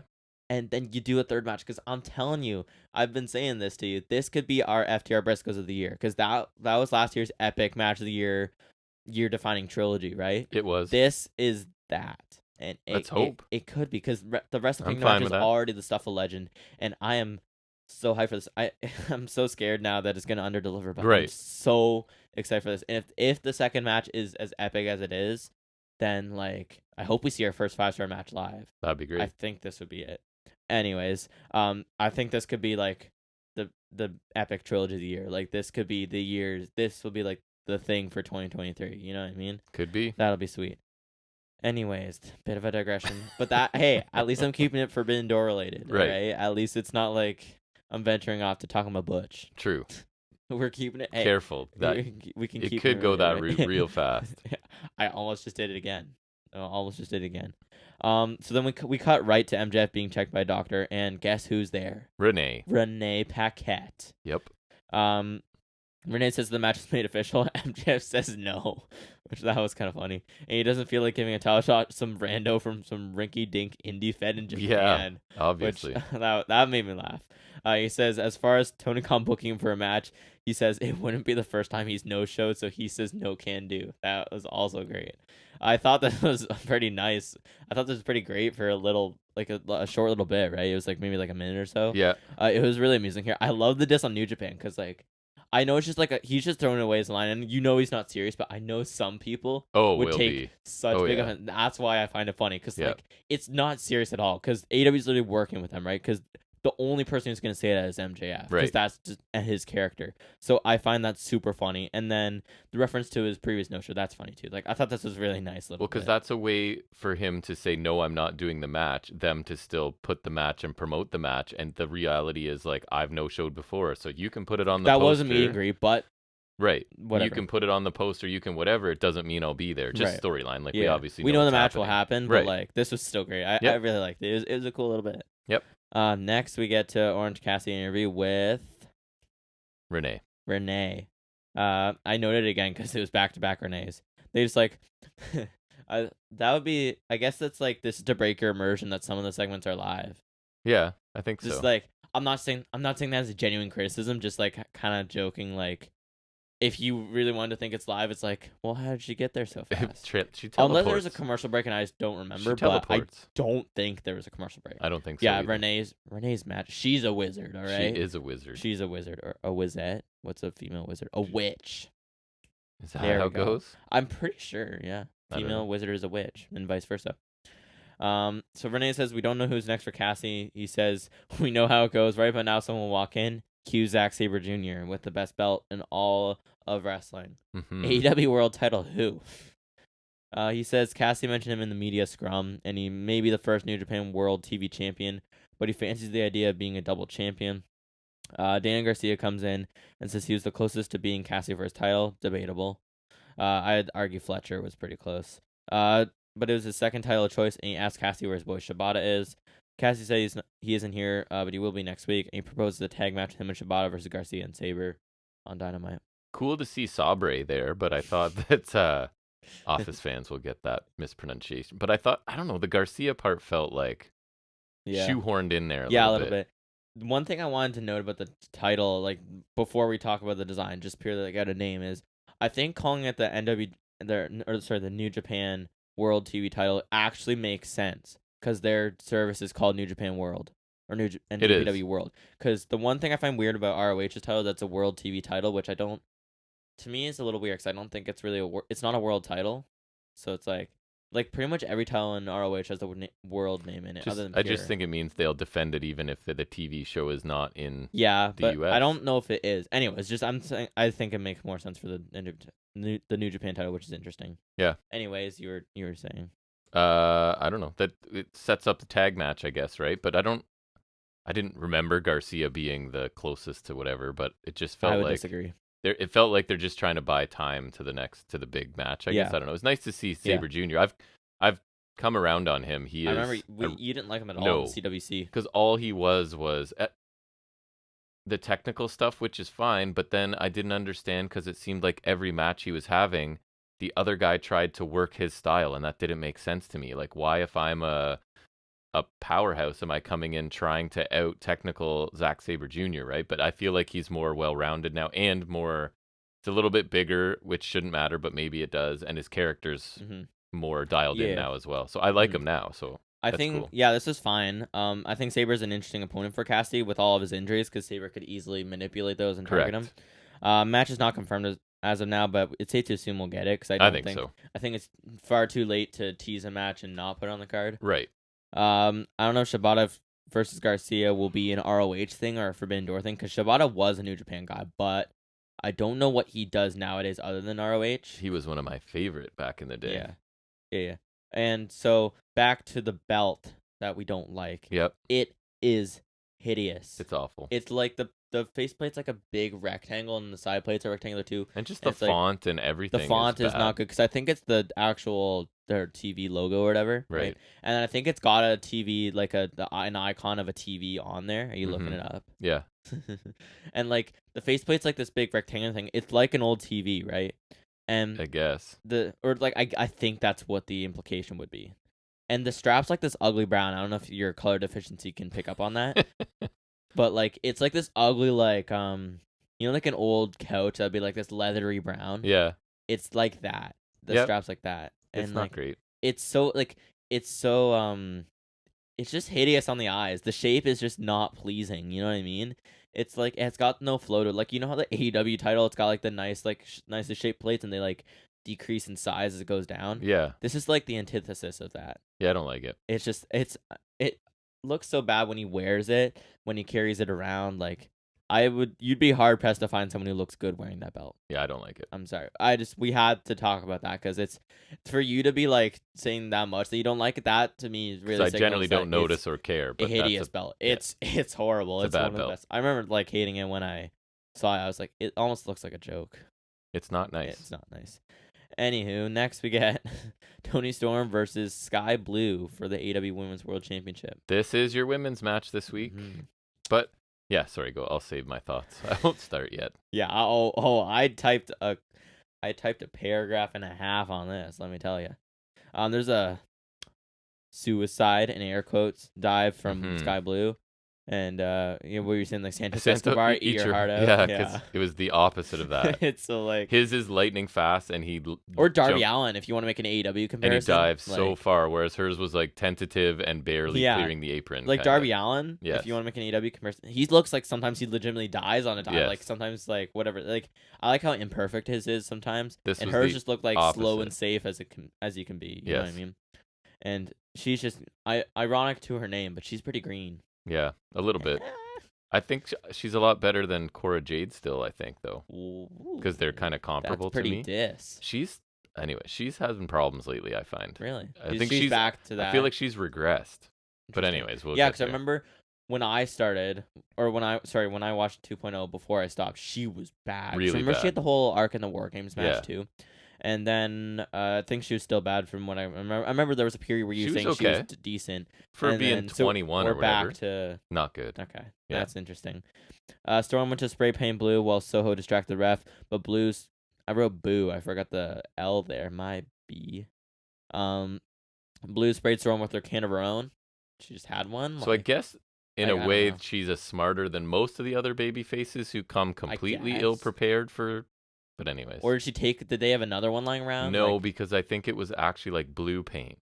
I saw that somewhere. So it was specifically hers. So she sprayed her with blue paint, then hit her with a super kick. Although wouldn't the ref, if the paint was actually decent, if this were real, she would have paint on her face. Yes. So, Anyways, and then a code blue, but the ref doesn't see the pin with Soho running interference Was again. that when I'll get there. one of my favorite parts of this was the can of paint on the super kick went flying into the crowd and a guy caught I it? think it was the one that Storm had because I Yeah, think she probably like it flung looked it. funny. Flew way up in the air and a guy Yeah. caught it in the Mhm. first couple Mhm. rows.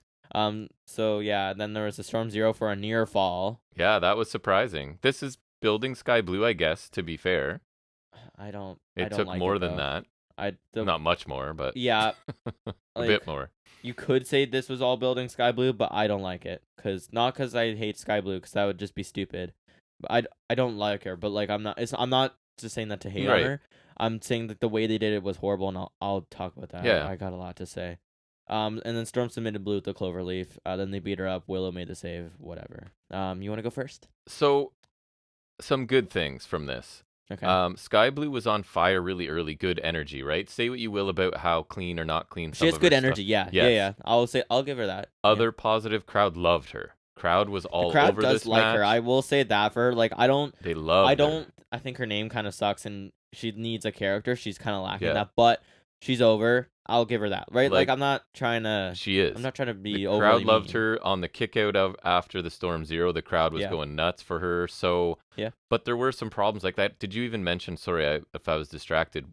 The whole hip attack where No, I forgot to. Tony Storm. So Blue dodges the hip attack of Tony Storm, right, and then Storm falls off the apron, but has to climb back up because she wasn't And she supposed like to slip stood off there for and like a just second or stand there two. and wait for a hip Yeah. attack. But anyways, so a few problems with it. I don't think Sky Blue's very good yet. She can look good for stretches. I'll give her that. But then there's always a few clunky spots as well, I think. And I also don't know what she's done to earn a title shot, but that's seems to be a thing in this company sometimes. And then I thought another stupid baby face coming down, right? To face a group that constantly cheats and always attacks people, and you still came down alone. And clearly Willow's there ready to go because she comes down to make the save, right? But I guess at least she was smart enough to have the paint thing ready to deal with. But and then I don't know. I don't love either that if you're trying to build Tony Storm as a credible champion again, that she needs to resort to all sorts of shenanigans to barely beat like mid card generously. I guess she's mid card at least She's now, mid-card right? at best. Yeah. Inexperienced talent like Sky Blue. So I don't know if this helps Storm or if the whole point of this was to try and elevate Sky Blue because it felt that way to me. Mhm. She was the one that dominated most of this match, right? So kind of another waste of a women's match, especially with over half of it on a commercial break again. And this division is still lacking. And I'm hoping women get time on Collision then to build storylines and characters because this company's Thunder capable. Rosa. This company's capable of telling really good long-term stories. So the fact that they can't or won't for the women's division just reeks of lack of effort to me because they can do it. They've done it many times, right? So the treatment of this division is probably my biggest and longest lasting issue with AEW. Yeah, I agree. And I don't think it's one of the rare weak, like major weak spots on AEW. It is, right? and I don't know. And it's something like if people were faulting AEW for that, I would like. I'm not. It's hard to defend. It's hard to defend, right? Like I Yeah. would to a degree, but like I would. Like I agree, it's something they need to fix, and Yes. like I agree. Hopefully, Collision is that, even if we don't see it a lot. Like just in general, they need to do it regardless. I right? agree.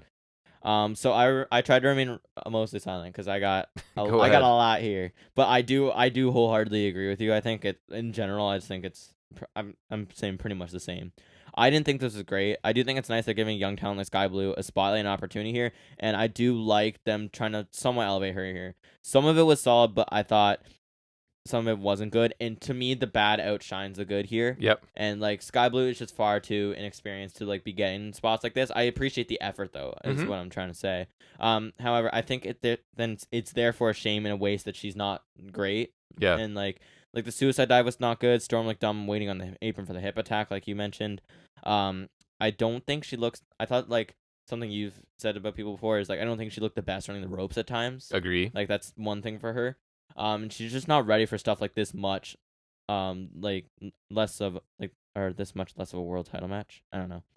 Or less a world title match. I don't know. It was a questionable choice from the start to give her a title match ahead of Mercedes Martinez, Nyla Rose, and Britt Baker, especially Baker because she's already been involved with them. And so that was already questionable to me.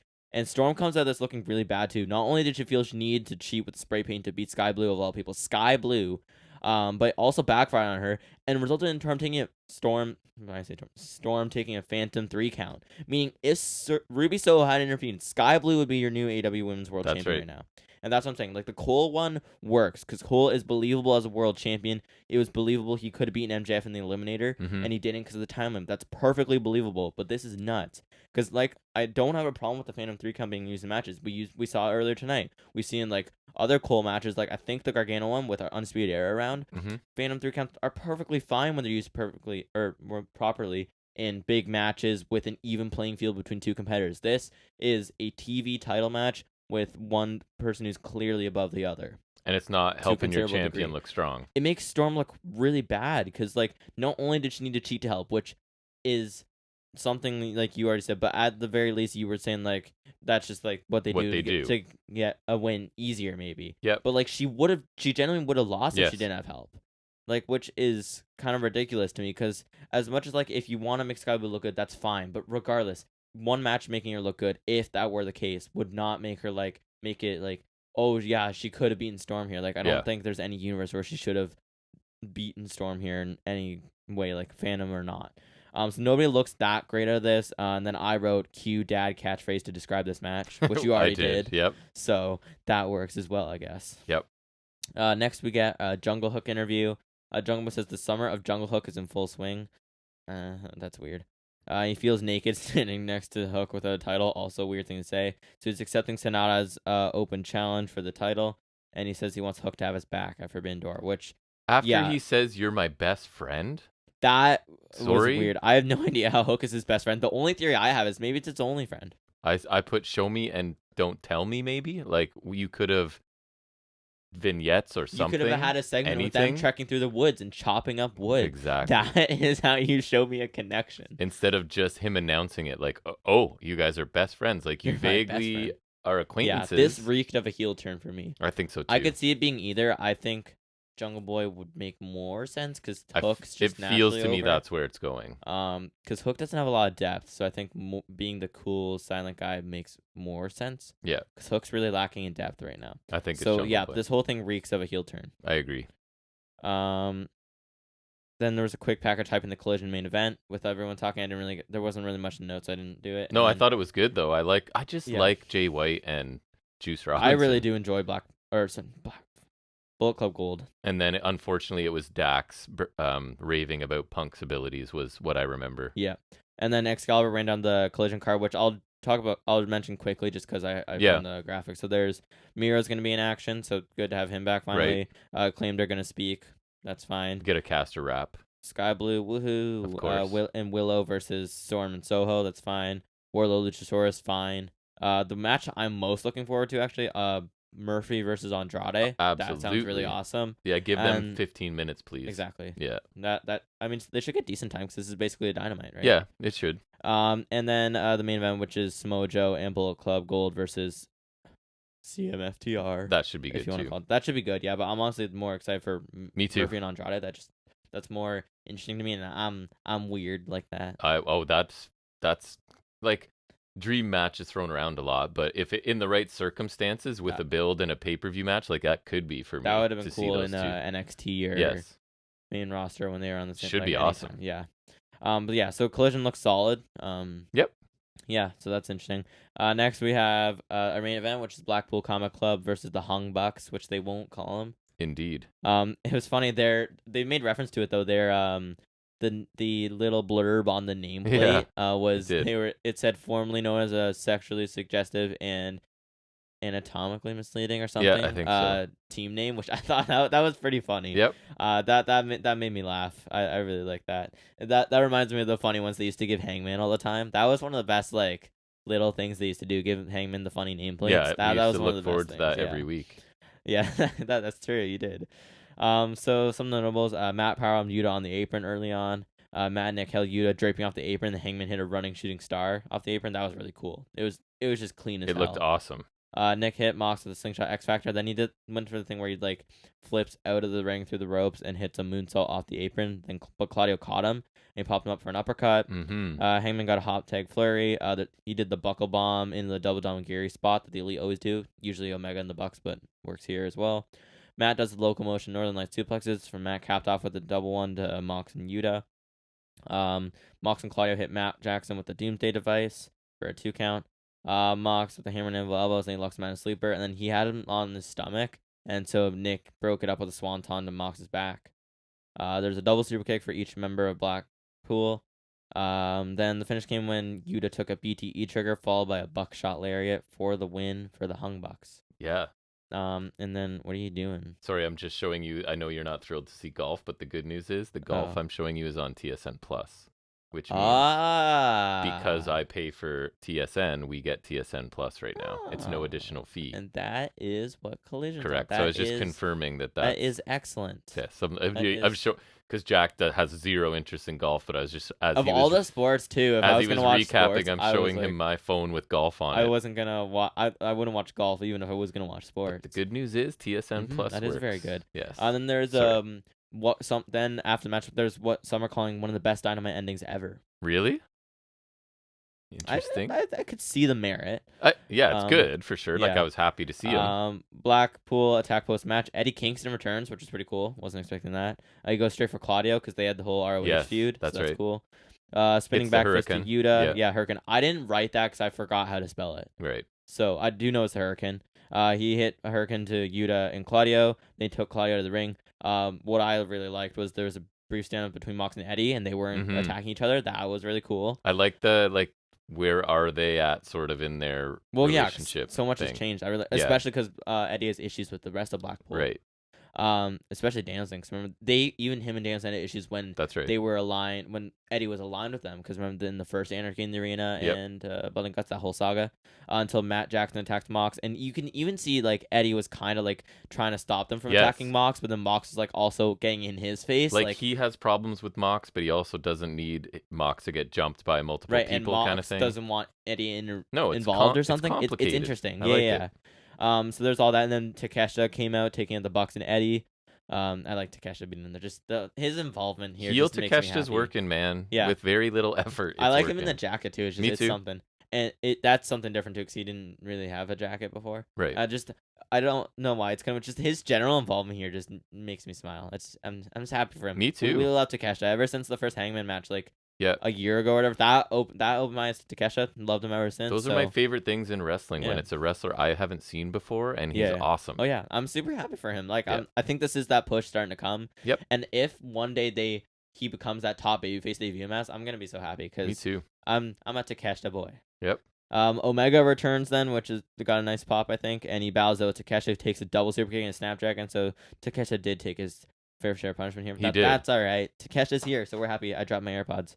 The Hung Bucks then took out Blackpool, and so Omega's ready lining up Takeshita with V-trigger. He connects it, and then Ospreay comes out of nowhere, hooks him around with that super kick kind of thing. I like because he almost hits them from behind, but he still hooks his foot to their face. Yes. It's so cool. It's exactly what it looks like. It's so cool.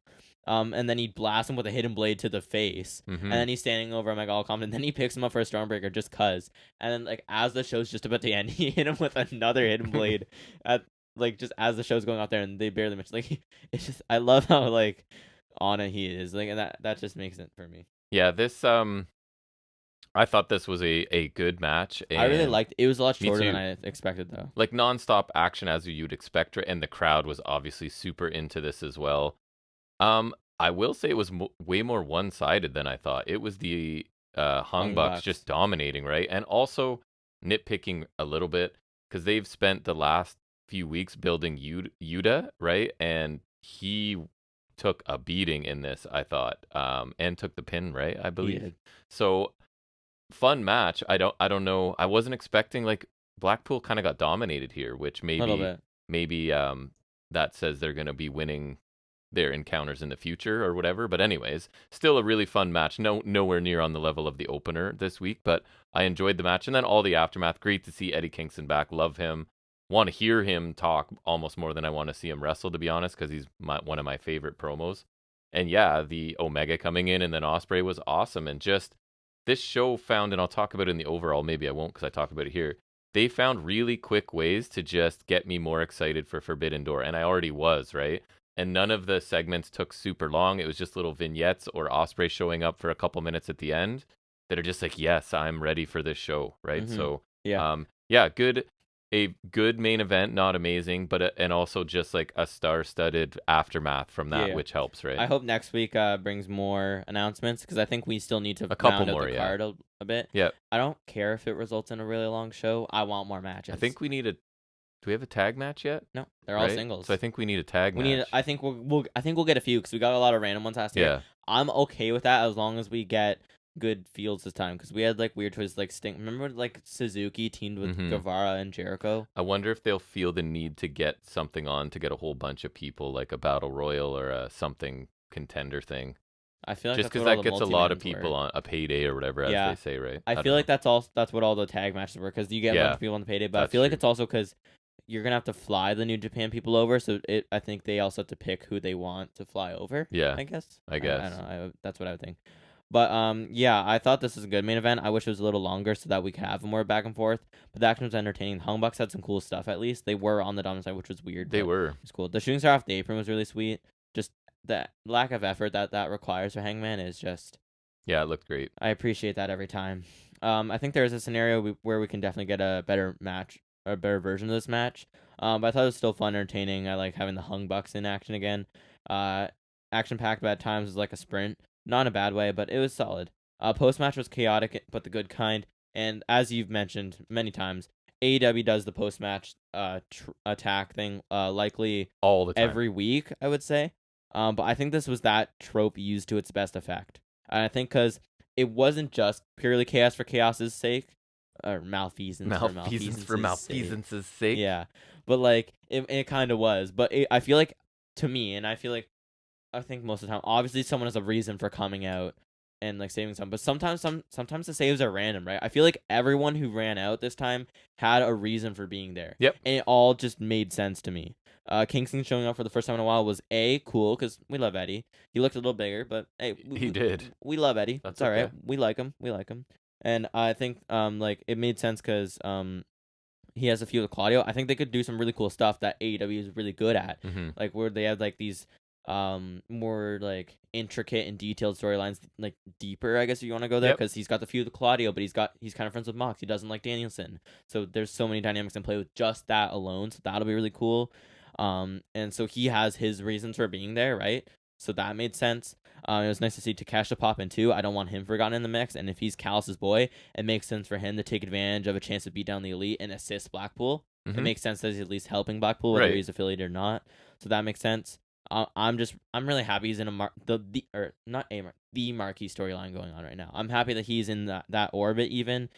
So I do need him more in play, but that's okay. I'm just happy for him. Good for Takeshita, you know. Yep. And against Omega or someone else, we need a Takeshita Omega match. That would be awesome. Awesome. If we could get Takeshita can match get on there. Forbidden Door, that'd be kind of cool. So then of course Takeshi's appearance brought Omega to return. Unfortunately, alone without Ibushi. Maybe Ibushi returns or comes out at Forbidden Door. Maybe. I don't know. I feel like we could be getting our hopes up. But there has to be Yeah. Ibushi. We need. I feel like it has to happen. I don't know. And that brings me to perhaps the best appearance and the surprising one, that being Ospreay, because obviously that makes sense for him to take out Omega ahead of his match. With the way things that have built for their match, I would have fully expected him just keep cutting promos overseas and keep doing like the video beef where it's like they don't meet until the match. Mm-hmm. I fully would have expected that. Yeah. But having him pop up here and then also United Empire, him, Fletcher, and Cobb faced Chaos and Rampage. Very pleasing to me. I'm an Ospreay guy lately. This match should be legendary. Ever since like I think Forbidden Door last year really kicked things off for me because I was like I was kind of hoping to see Ospreay, but like I think it was different from this year. And then he was in the trios tournament with United Empire, which I really loved. Yep. There's the Omega match, which I loved, and like his promo before the Omega match was really cool. That when they had the press conference, that really blew my mind. Like, so I think in the past year, I've really come to like love Ospreay just all around. So I'm awesome. really happy for that. That match should be just amazing. It should be legend. Wait for it. The rest, Dairy. Well, you could sell a show on that match and Okada Danielson alone. I really hope we get some more build and some other cool matches announced in the week. That in the week we have left for the pay per view. Besides that, the 4 we have confirmed, which are all good looking. I'm not gonna lie, but I do hope we get more. I think the show looks amazing on its own, but I'm intrigued to see more, and I'm hoping Collision will bring some more. And that's the one advantage of having Collision is There's also the collision before Forbidden Doors. It's really easy for them to do last minute additions if they want Correct. to. Oh, you know what I just realized? No more Saturday night pay-per-views. Right, which I Like that's love. impossible. I know. It That's sucks because they disappointing. used to, I right? know. They did the odd Yeah. time. Yep. All right. Thoughts on the show as a whole? As I was talking for a while. I liked it. Thought, like I said, it did a good job of getting me even more interested in Forbidden Door. Opening match, fantastic. Good enough that I would like, I always say, like, I want matches where I tell you to seek it out if you didn't see it. And that is one that I would say that about. Oh yeah, it was awesome. Main event was good. Trios match I thought was fun. Or sorry, the main event trios match and the 8-man tag I thought was fun too. I didn't love the women's match. It wasn't awful. And Wardlow Hager was probably my low point. I didn't really enjoy that either. Great to see New Japan guys on the show, either in person or in vignettes. Really good show. I'm giving it I'm torn between a B and a B plus. I'll stay with B. Good show, almost a B plus. Not amazing, but that opening match was awesome. And just I'm getting excited for Forbidden Door. Even if we weren't attending, I would still be excited to watch it on TV. Oh yeah, I think I think by the time we watch it again, we'll be able to find it on free. Yeah. But I'll definitely want to watch. At the very least, I have to watch Omega Osprey on Again, TV just to get I think so. a better view of it. Because I'm I would always rather be there in person first because you can always find it again. Right. So, but I'm definitely gonna have to watch that again because I think I ended up watching Takeover Toronto again. Yeah, it's interesting just to see and hear commentary and stuff too, right? Yeah, the match if with it's the not commentary Booker is gonna T. be weird. Oh, that's yeah, it's not gonna. It won't be Booker T at least. Yeah. Yeah. So I thought this was a pretty good show. Actually, I really liked it. Yeah. So the opener was awesome, and that was a quarter of the show technically. Right. If they nailed the time limit, they did. That's a quarter of the show, that was awesome. So that was definitely worth checking out. The 8-man tag was pretty solid. A TNT title match, nah. Women's title match, nah. And then the main event was also pretty good. So all the matches I think were generally pretty good. I think the good edges out the bad because of how great the opener was. The Guevara segment was okay. I thought the guns were solid. MJF, I really enjoyed his little bit. Cassidy Saber was fine, and the rest of the Forbidden Door little bits were solid as well. So I think it was a pretty good show. I don't know if I could quite go interactive, but the ending stuff also was really good. That's not really like I guess that's kind of a segment. But that was also really nice too. I'd count that as a segment basically. I don't know if I really want to go A range. I don't think it's quite A range. So what are you going, B plus? I would go high B plus. Nice. I don't think it's quite A range just because some of the matches weren't great. And yeah, that's fair. And the really long segment could have delivered more. You're right. So I think it's just shy of an A. Yeah, good show. A minus, I mean. Yeah, it's just shy of it. Hoping for one more good one before Forbidden Door. All right, so that will move us out of AEW and into a little bit of trivia in a segment we like to call Off the Top of His Head.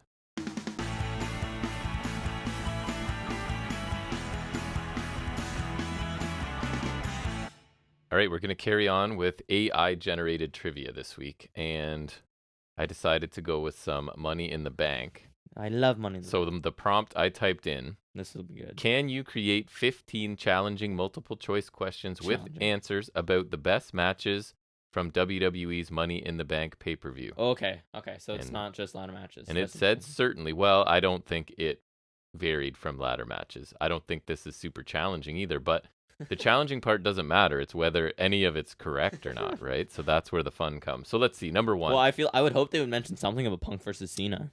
You never know. Number one. Who won the inaugural women's Money in the Bank ladder match? Carmella. So they got that right. What was the year of it?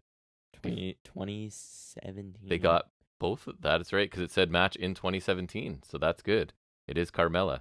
Who won the men's Money in the Bank ladder match in 2016? Dean Ambrose, baby. They got it right. Wow. I would be mad if they got that one wrong because I know that one maybe for they've certain. made improvements since last week. Which superstar won the Money in the Bank contract and successfully cashed it in on the same night in 2013? No. No? No. Okay. Because what are you knowing? Okay, so that was back when they still did the Raw and SmackDown ones, right? Okay. So, the Raw one was Randy Orton one. I think that happened to be on the TV recently. That's the answer. Okay, but he didn't cash in the same night. Okay. Because you'll remember the cash in too. And then the SmackDown one was Sandow. Do you remember when he had like the leather one that was custom? Right. So he had that. Sandow cashed in, I want to say it was like November that year lost. on Cena. And yes. I remember that. Yes. And so then Orton's cash in was I know he didn't cash on the same night because do you remember when Bryan beat Cena for the W title and Triple H was the ref? Then Triple H pedigrees Bryan, Orton cashed in. Sure. That was at SummerSlam. Okay. Remember then Bryan lost the title, So Right. no. Okay. Number 4. Who won the first ever Money in the Bank ladder match in 2005? I'm always nervous. The years are way off. Yeah, but that you said was. Wait, didn't you ask about the Money in the Bank pay-per-view, right? Correct. So that is the match, error but there. not from it's the the first pay-per-view. Money in the Bank ladder match. So that's right, and it's Edge. That is correct. Okay. Nice But work.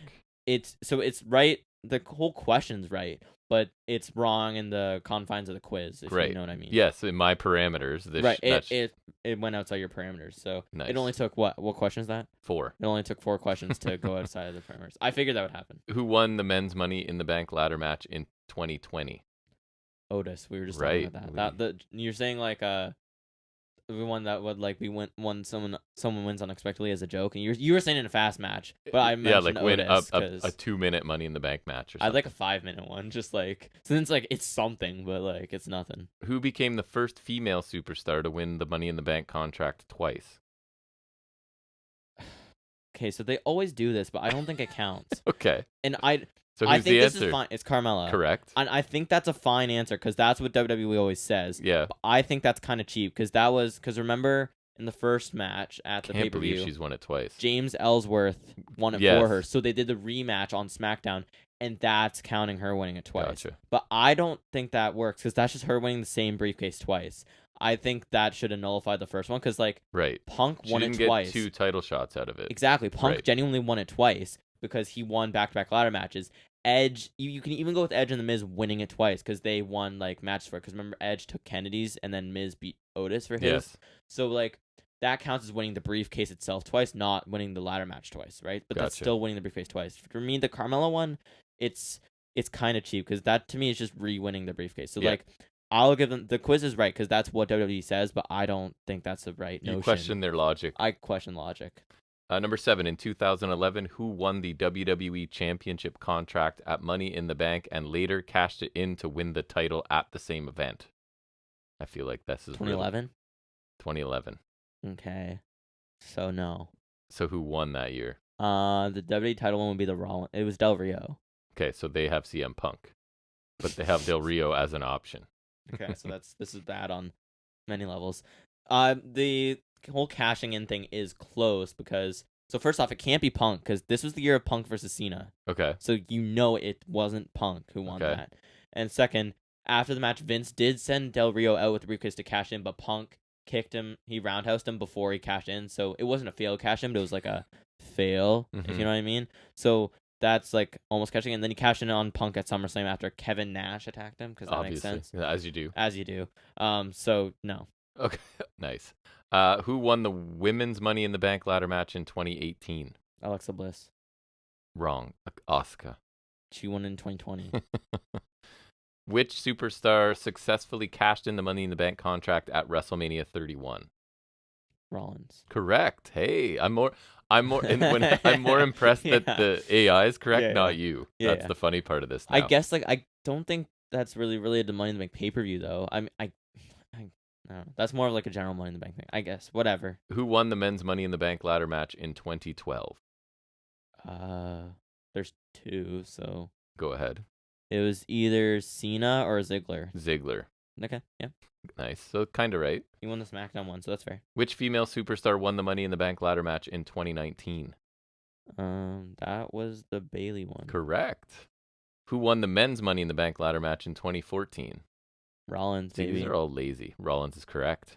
2021, who won the men's Money in the Bank ladder match? Big E. Correct. They're actually getting Because they're going so basic, right? That's the thing. These are not that challenging. But anyways, for you, which superstar won the women's Money in the Bank ladder match in 2021? That was the Nikki Ash one. It was. Correct. Okay, Last one. That was the most forgettable one. They're on a roll here. Who won the men's? The AI is on a roll. Who won the men's Money in the Bank ladder match in 2018? Strowman. I think that was just on. They said Miz, so they botched the last one, I guess. Wow.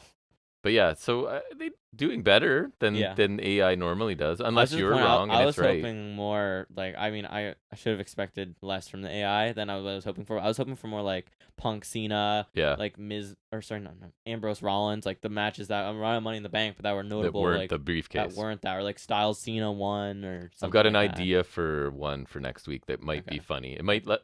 be, anyways. We'll get to it, but I think it might I be love fun. the Del Rio CM Punk one though, because that one reminds me of Rollins in the W title tournament. Because how could Punk have won Money in the Bank if he was in the title match? You Right. know what I mean? It's one of those things. Yep. Classic ChatGPT.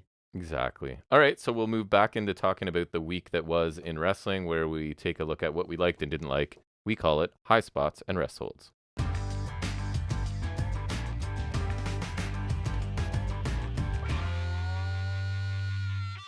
All right, so the week started on Monday, which is Raw. Do you have anything from Monday Night I Raw? got a little high spot from Raw, and then a rest hold that I will go on for length about. Fair enough.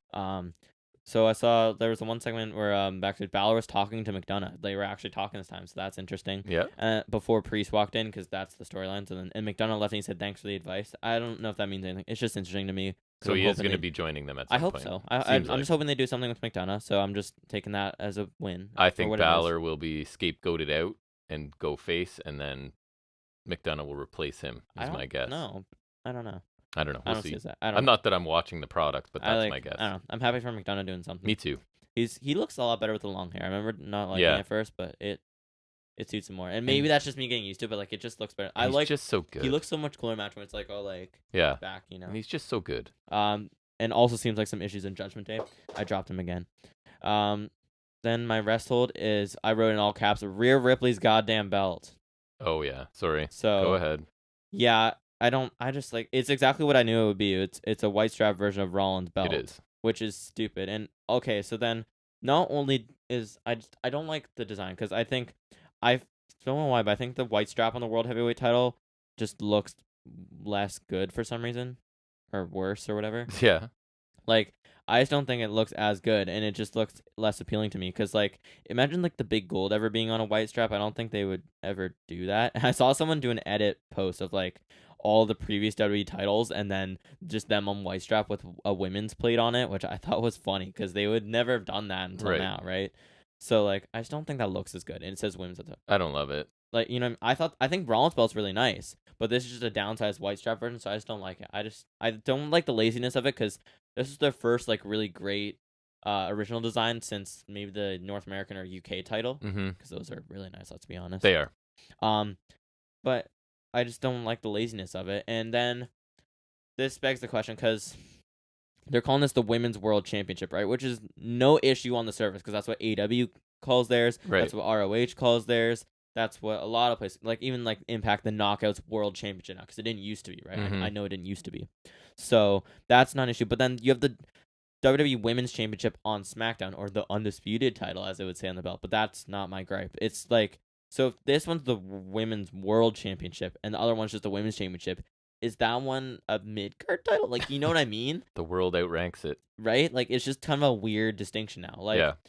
okay, yes, the Raw and SmackDown branding isn't amazing, but like, I think I prefer that to this situation because as long as they did a belt swap. Honestly, the whole new belt situation, the whole confusion, I would have just preferred a belt swap. And I do not like those segments. I think they're stupid and they're lazy. They are. But this is stupider and lazier, in my Stupider opinion. and lazier. Because, like, now, like, just by name alone, Asuka's belt seems lesser than. Mm-hmm. Because not only is it not undisputed, it's also not the world championship next to the world championship. You know what I mean? I do. At least like Roman Reigns is the undisputed Universal Champion, blah blah blah blah blah whatever. I'll talk about him again after. Yeah. Like just the whole kerfuffle is just so annoying. It's just I didn't care as much about the lazy designs before they introduced these belts, but now it's just making it blatantly obvious between Roman's new belt, Asuka's new belt, Ripley's new belt. It's just like it's intentional it's branding, I egregious. guess. Yeah. It is horrible. But then, like, I hate they make this big song and dance about revealing a new championship. It's just like, oh, you made it gold this time, or you gave it a white strap. Like, it's so dumb. Especially at the women's titles, because there's so much, like, honestly, the whole SmackDown belt and Raw belt and SmackDown annoyed me. And I remember that was weird. Yeah. But, like, I would rather them just do a belt swap, because the whole title changes and the design changes and the name changes. it's so confusing and it's so much like I just hate it. And then also for you now, say we're previewing a pay-per-view. You're not going to remember which belt's which on which show. Almost no chance. Cuz at least you could say, "Oh, Ripley's got the Raw belt. Right. Asuka's got the SmackDown belt." You're going to be like, oh, the women's championship. Yeah. Oh, which show's that again? I'll be like Ripley's championship. Whichever Ripley's one. championship. Which one's that? Which show's that belt on again? I won't know. I'll say the women's world title. Oh yeah, the SmackDown one. No, it's on Raw. Like something like that. And I wouldn't even blame you because it's like they're too similar. It's just like, especially when the division, I feel like can sometimes find it hard to sustain two titles. It can. To have such a confusing mess with two titles annoys me more. It seems to. You're very annoyed by titles. I hate the new designs too. It's so annoying. Yeah. And they started out so promisingly because the world title, I will give them praise. It was a good design and they actually did something nice for once. Then they did the Undisputed title. I was like, oh, okay. Then they did Asuka's belt, which is like, we're just descending more and more. Nice. That's how it's going. And next they're going to do a tag team title Undisputed belt when it's gold. And I'm just going to be like, I swear, if it's new penny belts, I'm gonna. The big penny. I swear to God. Coming back. They better actually make something new again. I hope so. I swear. Okay, your turn, sir. NXT this week. Highspot, I thought a good opening 6-man tag with a stupid finish, and even as I'm reading the notes, I don't remember the finish. Was it the Schism one? It was. Okay. So yeah, I can remember if that was this week or not. It was Schism against Lee, Mustafa Ali, and Tyler Bate. It's the double ref thing, right? Yes. So we got the Schism triple powerbomb that you talked about. We saw on AEW already. And then we got a backup referee, who comes out to point out that it was actually Tyler Bate that was the legal man and not whoever got hit with the triple powerbomb. Might have been Wesley, I forget. But anyways, you had Ali hit a DDT I think it was Ali. I don't actually know. Ali hits a DDT on the floor. Wes hits a dive on the floor to sort of take them and other people out. And then that leaves Bate to finish off Joe Gacy with rebound sort of clothesline and a Tyler Driver 97 for the pinfall after 15 minutes. Cool match, good action, but the second ref interrupting is something I can never get behind because that the amount of times it doesn't happen. Right, when wrestling does things like this that could happen almost any time, right? There's so much stuff that a second ref could catch in almost every match ever. Even but on they like a don't replay. ever do it. It really makes no sense when you do it, and it feels lazy. Like this, there's probably examples on every show where a second ref could do something, but they don't do it until stuff like this. So it bugs me, detracted from the match. But the action itself was good, and Schism continues to be on a roll lately, which is nice because I like pretty much all of them. I just don't like the gimmick sort of thing. Resthold, Dana Brooke gets a package and a promo.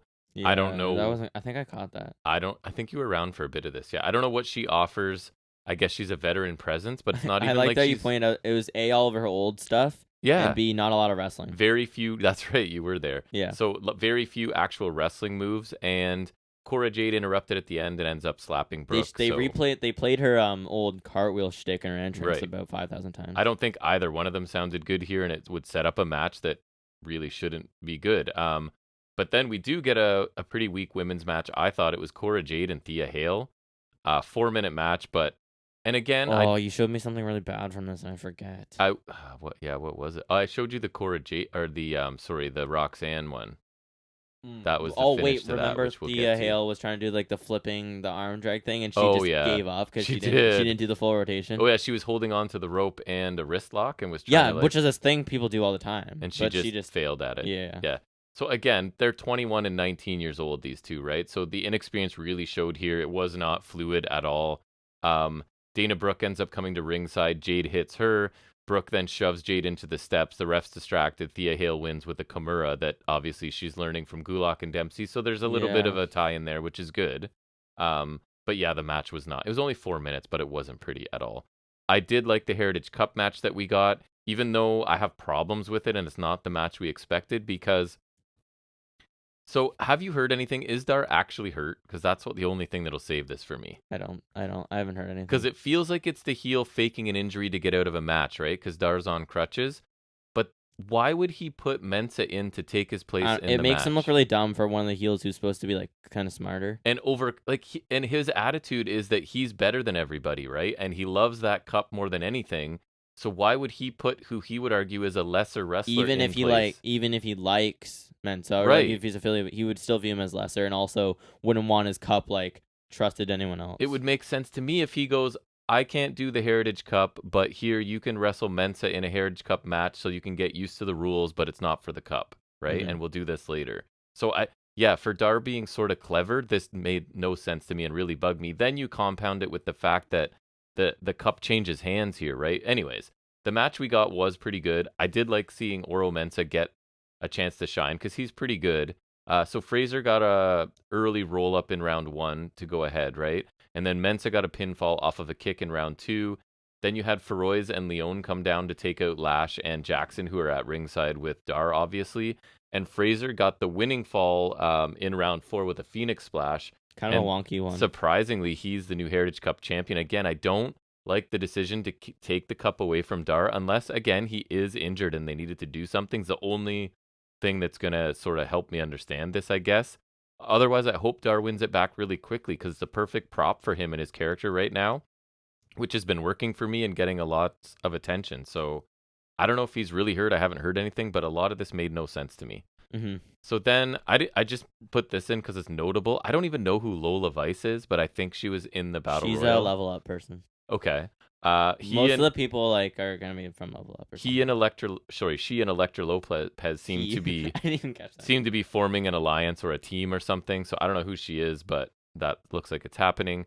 Another rest hold was Von Wagner and Robert Stone. However, it's almost circling back around into interesting, right?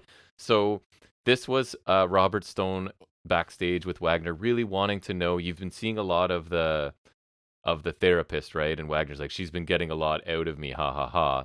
And I highly doubt anyone is genuinely interested in Von Wagner that way. I'm just agreed. saying. Like, in kayfabe, no diss to the man himself. So Stone's like, who do you trust, Vaughn? Who do you trust? And so Wagner says, it's you. It's always been you, which is like a lot. I think he's been throwing in lines from like famous movies, like That's too cliche for me. rom-coms and stuff. But anyways, then Dijak sort of walks by and tells Stone he should ditch Wagner and work with him instead, sort of thing. So obviously ridiculous, almost circling back into entertaining, but still kind of bad, I think. I ought to check these out. Yeah, the last 2 weeks have been worth like watching on the bad side, I would say.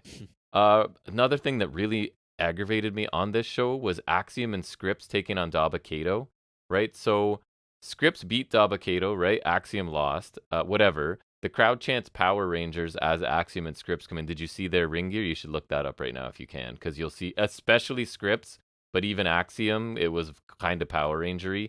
So Daba Kato absolutely decimates these two for the first half of this match, like just dominating them like they're a bunch of losers, which is what bothered me about this. Then we get each of them diving onto Kato to sort of weaken him, and the baby faces, the smaller guys, end up taking control. And you do end up with a golden ratio, and Axiom and Scripps win. And then you get, what is it, Los Lotharios, right? Angel Garza and Carrillo. Los Lotharios, baby. They attack Axiom and Scripps after the match. Yeah, it's pretty Power Ranger. Although Axiom looks mostly, looks but pretty typical. Scripps though. is pretty Power Ranger. Yeah, Axiom, it looks pretty much like, that might have been what he wore at Stand and Deliver. I know he wore white. Yeah. At Stand and Deliver, so he looks pretty similar. It's mostly Reggie. So I don't get this, like, Axiom and Scripps win, but they should win because it's two of them, right? But they still end up looking like losers for half of this because they were just getting killed by this guy. So I don't know how they come out of this looking good, because two men should beat one man, right? So Yeah. again, I didn't like this. I am totally fine with Garza and Carrillo. They've been, correct me if I'm wrong, not used at all lately. Oh, yeah, no, they've been far underutilized. I remember, I really like Garza in NXT. I came around on him pretty much, and then he got whisked away, and he didn't really get used. So I would, I think they're a good fit to be put back, and they're good together. So. a nice addition to the tag division, right? So I'm totally fine with them. I just never there. cared about Humberto. Yeah, you didn't. Another rest hold. Stax has the big wall of pictures with twine thing that Breezango does, and that's a standard in detective shows and stuff. Mm-hmm. And a couple of them were funny, I guess, which felt weird because this is less of a comedy thing. When it was Breezango, it made sense, right? Because they're comedy all the way. But I think there was a Pete Dunne picture up there calling him Petey Poppins. There was also, Hey, at least it was Pete Dunne. There was also something else that was kind of funny. Oh, what was, I can already forgetting, Escobar's group in NXT called? with. You forgot Yeah, I already forget. What were they? Legato? Yes. So You forgot about Legato? he had How? their picture up and it said like new name or something on it. How did you I forget don't know because I Legato? don't remember things. But anyways, Wow, that's um, crazy. But Legato was sick. so he's still That's wild. Stax is still assuming that it's Gallus, right? So then why did you do all of this work when you're just like you always thought it was Gallus, you still think it's Gallus, even though I guess. Anyways, he was I think ruling it's people out. Stax. Me too. So he's gonna make some moves to show us he's the underboss again. Just and the funny part is right after this, right? So, you have this storyline of Tony D's in jail because for doing stuff and whatever. Then the What next is it that segment, he did again? I don't remember. well, he killed Pretty Deadly is the most recent thing. As they won a tag title shot in SmackDown. He murdered them, right? So, and he also killed Two Dimes. Oh, that was another thing. I think there was a card with Two Dimes on it on the board with Twine. So the funny thing is, right? So the storyline of Tony D being arrested. Right after this, you get Davenport, her little vignette where she's admitting to assaulting people all I over. saw that. I didn't see the Stax thing. But Right, so she's like, "Yep, I assaulted Wendy Chu." right here. Right, and there's even a diagram showing. And who else was it? Saul Ruka Although and maybe Nikita it's because Lyons. it was in the parking lot and Tony D didn't do stuff in the parking lot. Right. So maybe it's just because the NXT parking lot is a lawless wasteland. It is, I think. So Yeah, you followed there's that up two with rules: suitcases and championships. she's admitting to be a serial assailant right after we have a guy At getting in least she prison. didn't kill anybody. So I don't think Davenport was bad here. I just thought it was kind of funny placing of it on That the is show. funny. I did not enjoy Tatum Paxley and Roxanne Perez, and the finish of this, I found it and got you to watch it, right? 3-minute match. I actually thought Paxley was hitting a couple decent things along the way, but then the finish, as Roxanne is sort of thrown into the rope, she's trying to hit her pop rocks coming out, but Paxley kind of falls forward, right? And then as we replayed it, Roxanne kind of lands on her own head and has to settle for like a really awkward looking roll up. It's like the worst looking code red ever. And the ref is in there checking on Perez, and she seems to be a little bit annoyed, right? Because she kind of Flashes her a dirty look. gives a dirty look, which is not in Hopefully her she didn't get character. hurt or anything. I don't think so. But And then she gets the mic after, and I liked it because she's going for a little bit more intense, a little less of the I'm a lifelong wrestling fan baby face. her theme is so like Yeah. preppy baby face though, or whatever it is. Like Yeah. it's so. So she's coming after Davenport. And then the last thing, I thought the main event was actually quite good. I quite enjoyed it, surprisingly, because it was a Baron Corbin match. But so it's Ilya Dragunov. He has his entire midsection heavily taped. And what I liked about this is Corbin's kind of got that methodical offense. He's slow, right? Yeah. So he does a good job of going after that targeted midsection. Mostly the lower back is what he focused on. So Dragunov's great at selling. Corbin's slower style really lent itself to this high impact, all to the lower back sort of thing. Near the end, Dragunov rallies, hits the delayed suplex that he does, and that falling forearm smash.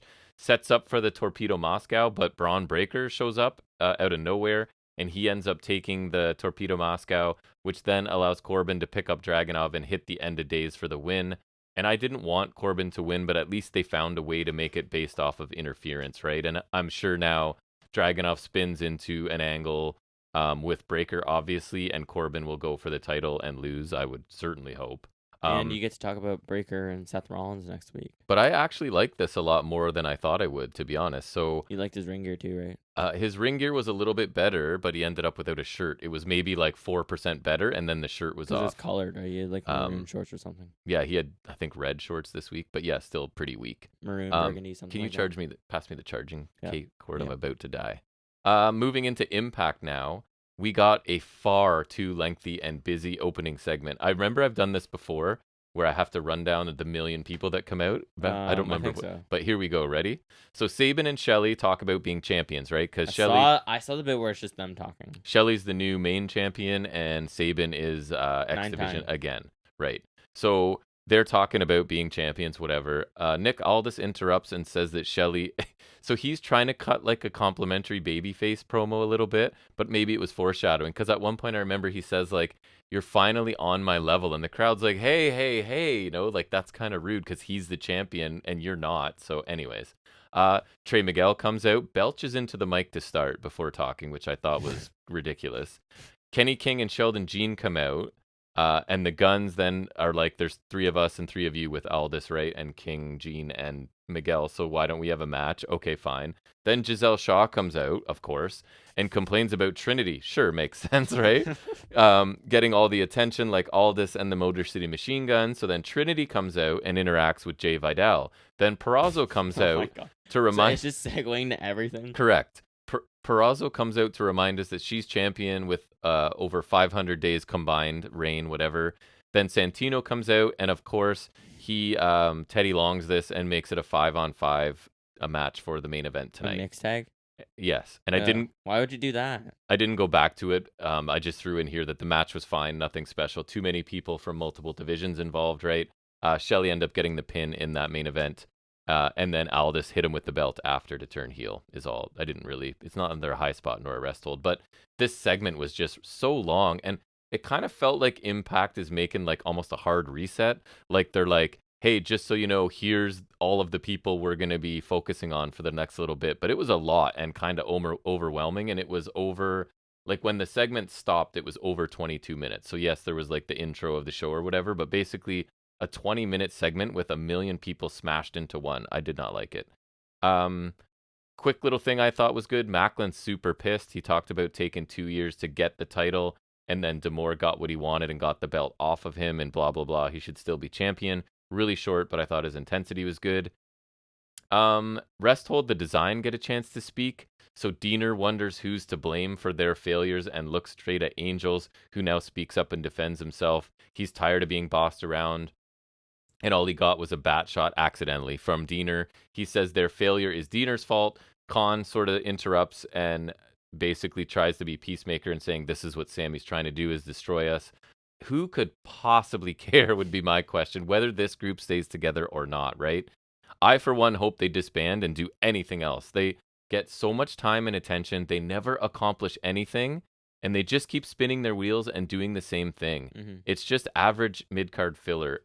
Oh yeah, I saw something with Khan. So Great. how good's I didn't actually watch the match, but how good would you say Latimer is?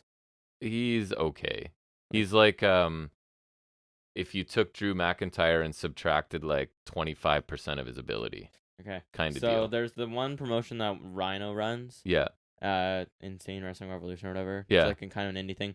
Their main title, it's literally like a color like palette change of the ECW title from like not the WWE ECW one, but like the actual one. Yeah. So anyways, point is Latimer is their world champion, and also their US title is the NWA one, but with a different logo. Anyways, so Latimer's their main champion, and I saw he had a match. Him and Khan had like a no DQ match or whatever. So I just wanted to see how bad you think that that wouldn't would be good. Yeah, like Latimer looks. I didn't think it would be. Latimer has the look, right? Like he's big and jacked, and he's like, in my opinion, maybe better than serviceable, but not much. You know what I mean? That's why he's in NWA. Right. Burn.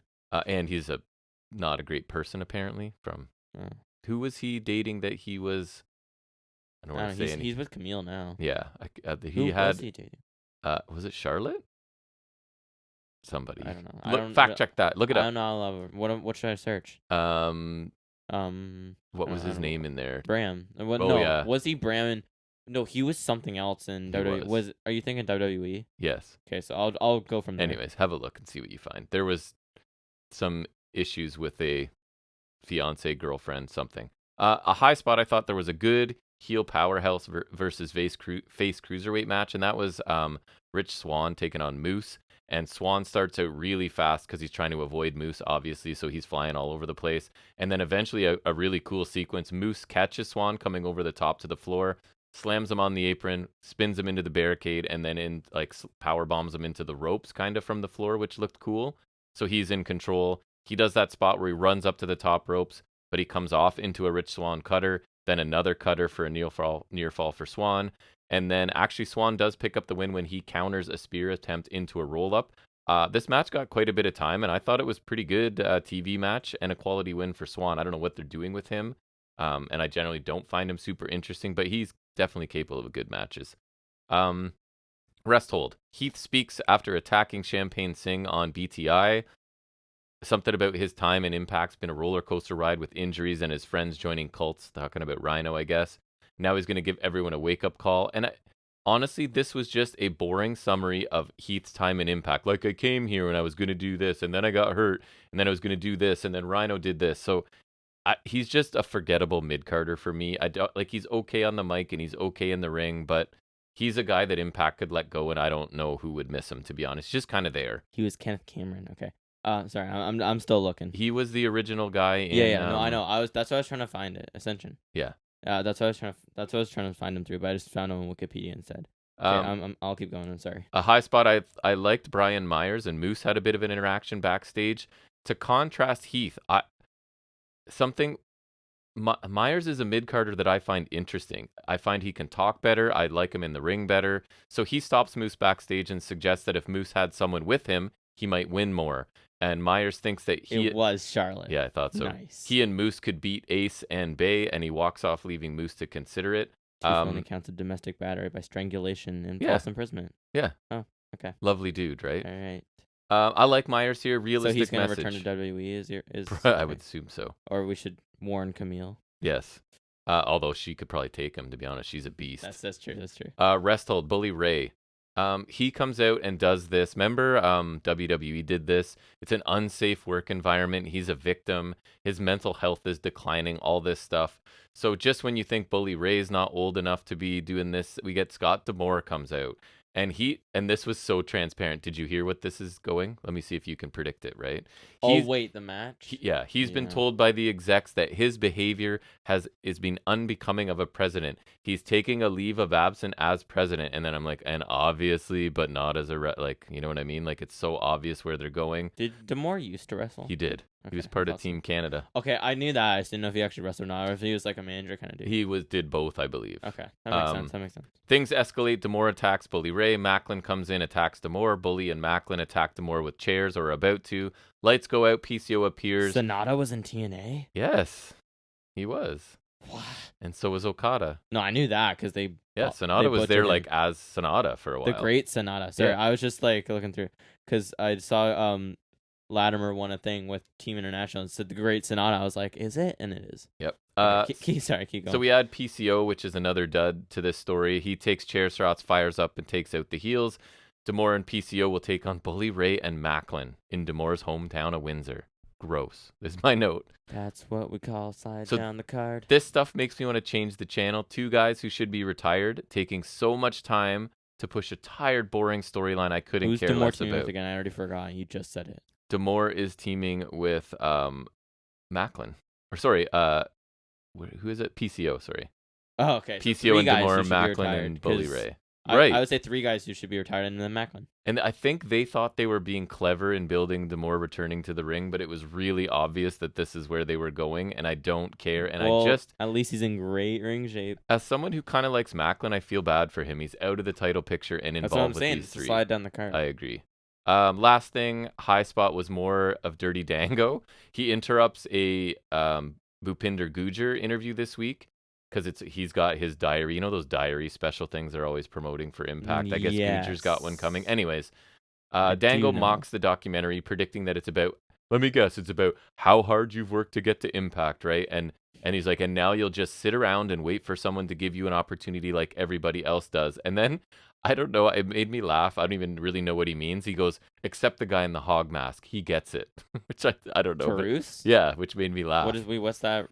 What's that? I think he's just thought it was funny to make a reference to him. Because he's saying, you're going to sit around and wait for an opportunity. But then, except like everybody else, except the guy in the hog mask. Like, is it a joke because he's not? He doesn't even talk? I guess. So he wouldn't speak up for himself? I guess. I don't know. But anyways, it made me laugh. I'm enjoying this new character. I'm not sure where they'll go with it, but it's an improvement. And that's all I had. Do you have any SmackDown? A little bit. So the bit of a high spot was Pretty Deadly winning the tag team gauntlet, so they get a title shot on the SmackDown that's gonna be in London before Money in the Bank. Yep. I thought that's cool for them. I don't think they'll win. But I'm happy for them because title shot, it means some exposure for them, and it's in home country. Yeah. I want to say they're British. I think so. Anyways, they're UK. That's the point. Pretty Deadly? Yeah. Yeah, they are. Yeah. So then I believe that's really good for them then. Yeah. So that's cool.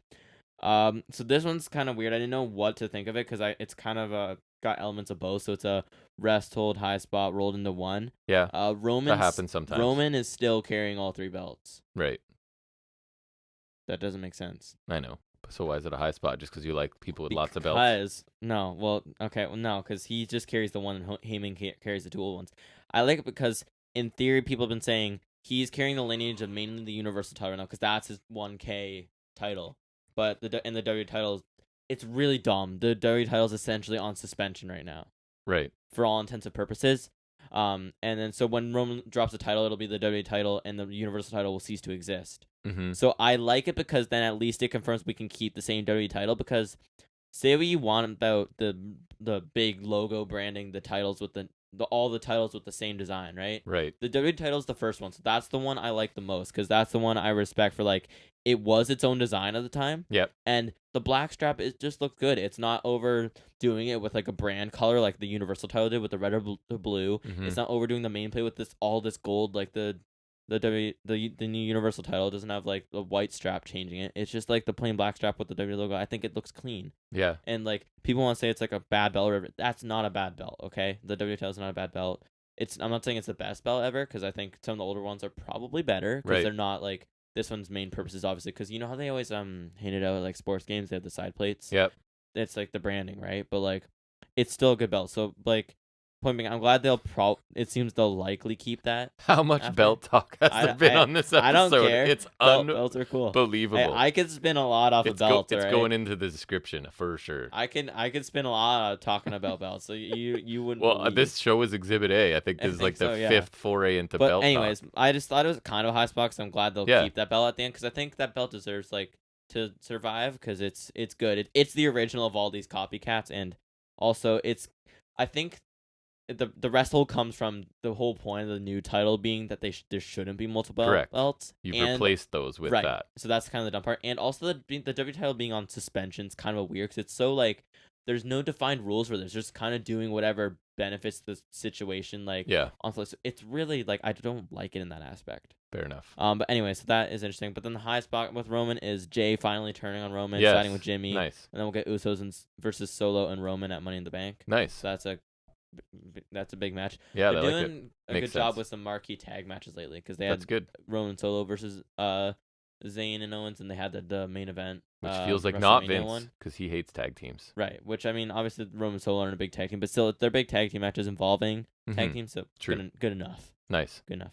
All right, well that's going to wrap up all of our high spots and rest holds, and you said you do have some stuff an update from the world of figures. Mm-hmm. So we'll get to that now in the segment that we end with called Figuring It Out with Jack. So there's only a few new Elite reveals. Some of them were interesting. Stardust. Oh God. So there's some basics. There was the new suited Cody basics. I think it's a new body. I think it looks nice. I'm just hoping none of them have belts because you're gonna digress into 30 minutes of none of them are interesting unless you wanted me to talk about how Roman has the same belt. Nope, we're good. We're good. Okay. Well, actually, that's not true. Championship Showdown 2-packs. What do they all come with? Belts. Amazing. Actually, probably the most interesting of the 2-packs is that there's Rock and Mankind from Survivor Series 98. So this is a corporate Mankind. The head does look weird, but it does. He's got like the bow tie look and the cleaner shirt to make him look more corporate. Remember when he was like Remember when Vince was messing with him and then they turned on him at the end of the tournament when Rock turned heel? Almost never felt worse for a wrestler like storyline the way they wanted me to than that. You felt so bad. He had the shaved face under the mask, so I like that because it's a completely new Mankind, so that's really cool. Mankind was such a great sympathetic figure. Mm-hmm. Then there's Austin Theory and Cody. Theory's got the weird head from the Elite. It looks worse on the basic body because he looks like he's kind of got a giraffe neck. And he's got the belt with his side plate, so that's pretty cool. It's not as shiny because it's like one of the battle pack belts, so it's like a little duller. Right. I'm purely mentioning that so it's more belt talk, just to spite you. The belt there's episode. Street Profits, which is whatever. There's Liv Morgan with her Money in the Bank briefcase and the title with her side plates. Nice. Which is the new one introduced in Elite 100. So that's her Money in the Bank winning attire, I think. So it looks fine. And since most of the women cash in on the same night, it's also her cash in attire. Great. Because I'm pretty sure most of them have I think I think Carmella's the only one to hold it longer than 24 hours. Wow. Really? And she's the first. Yeah. Interesting. Because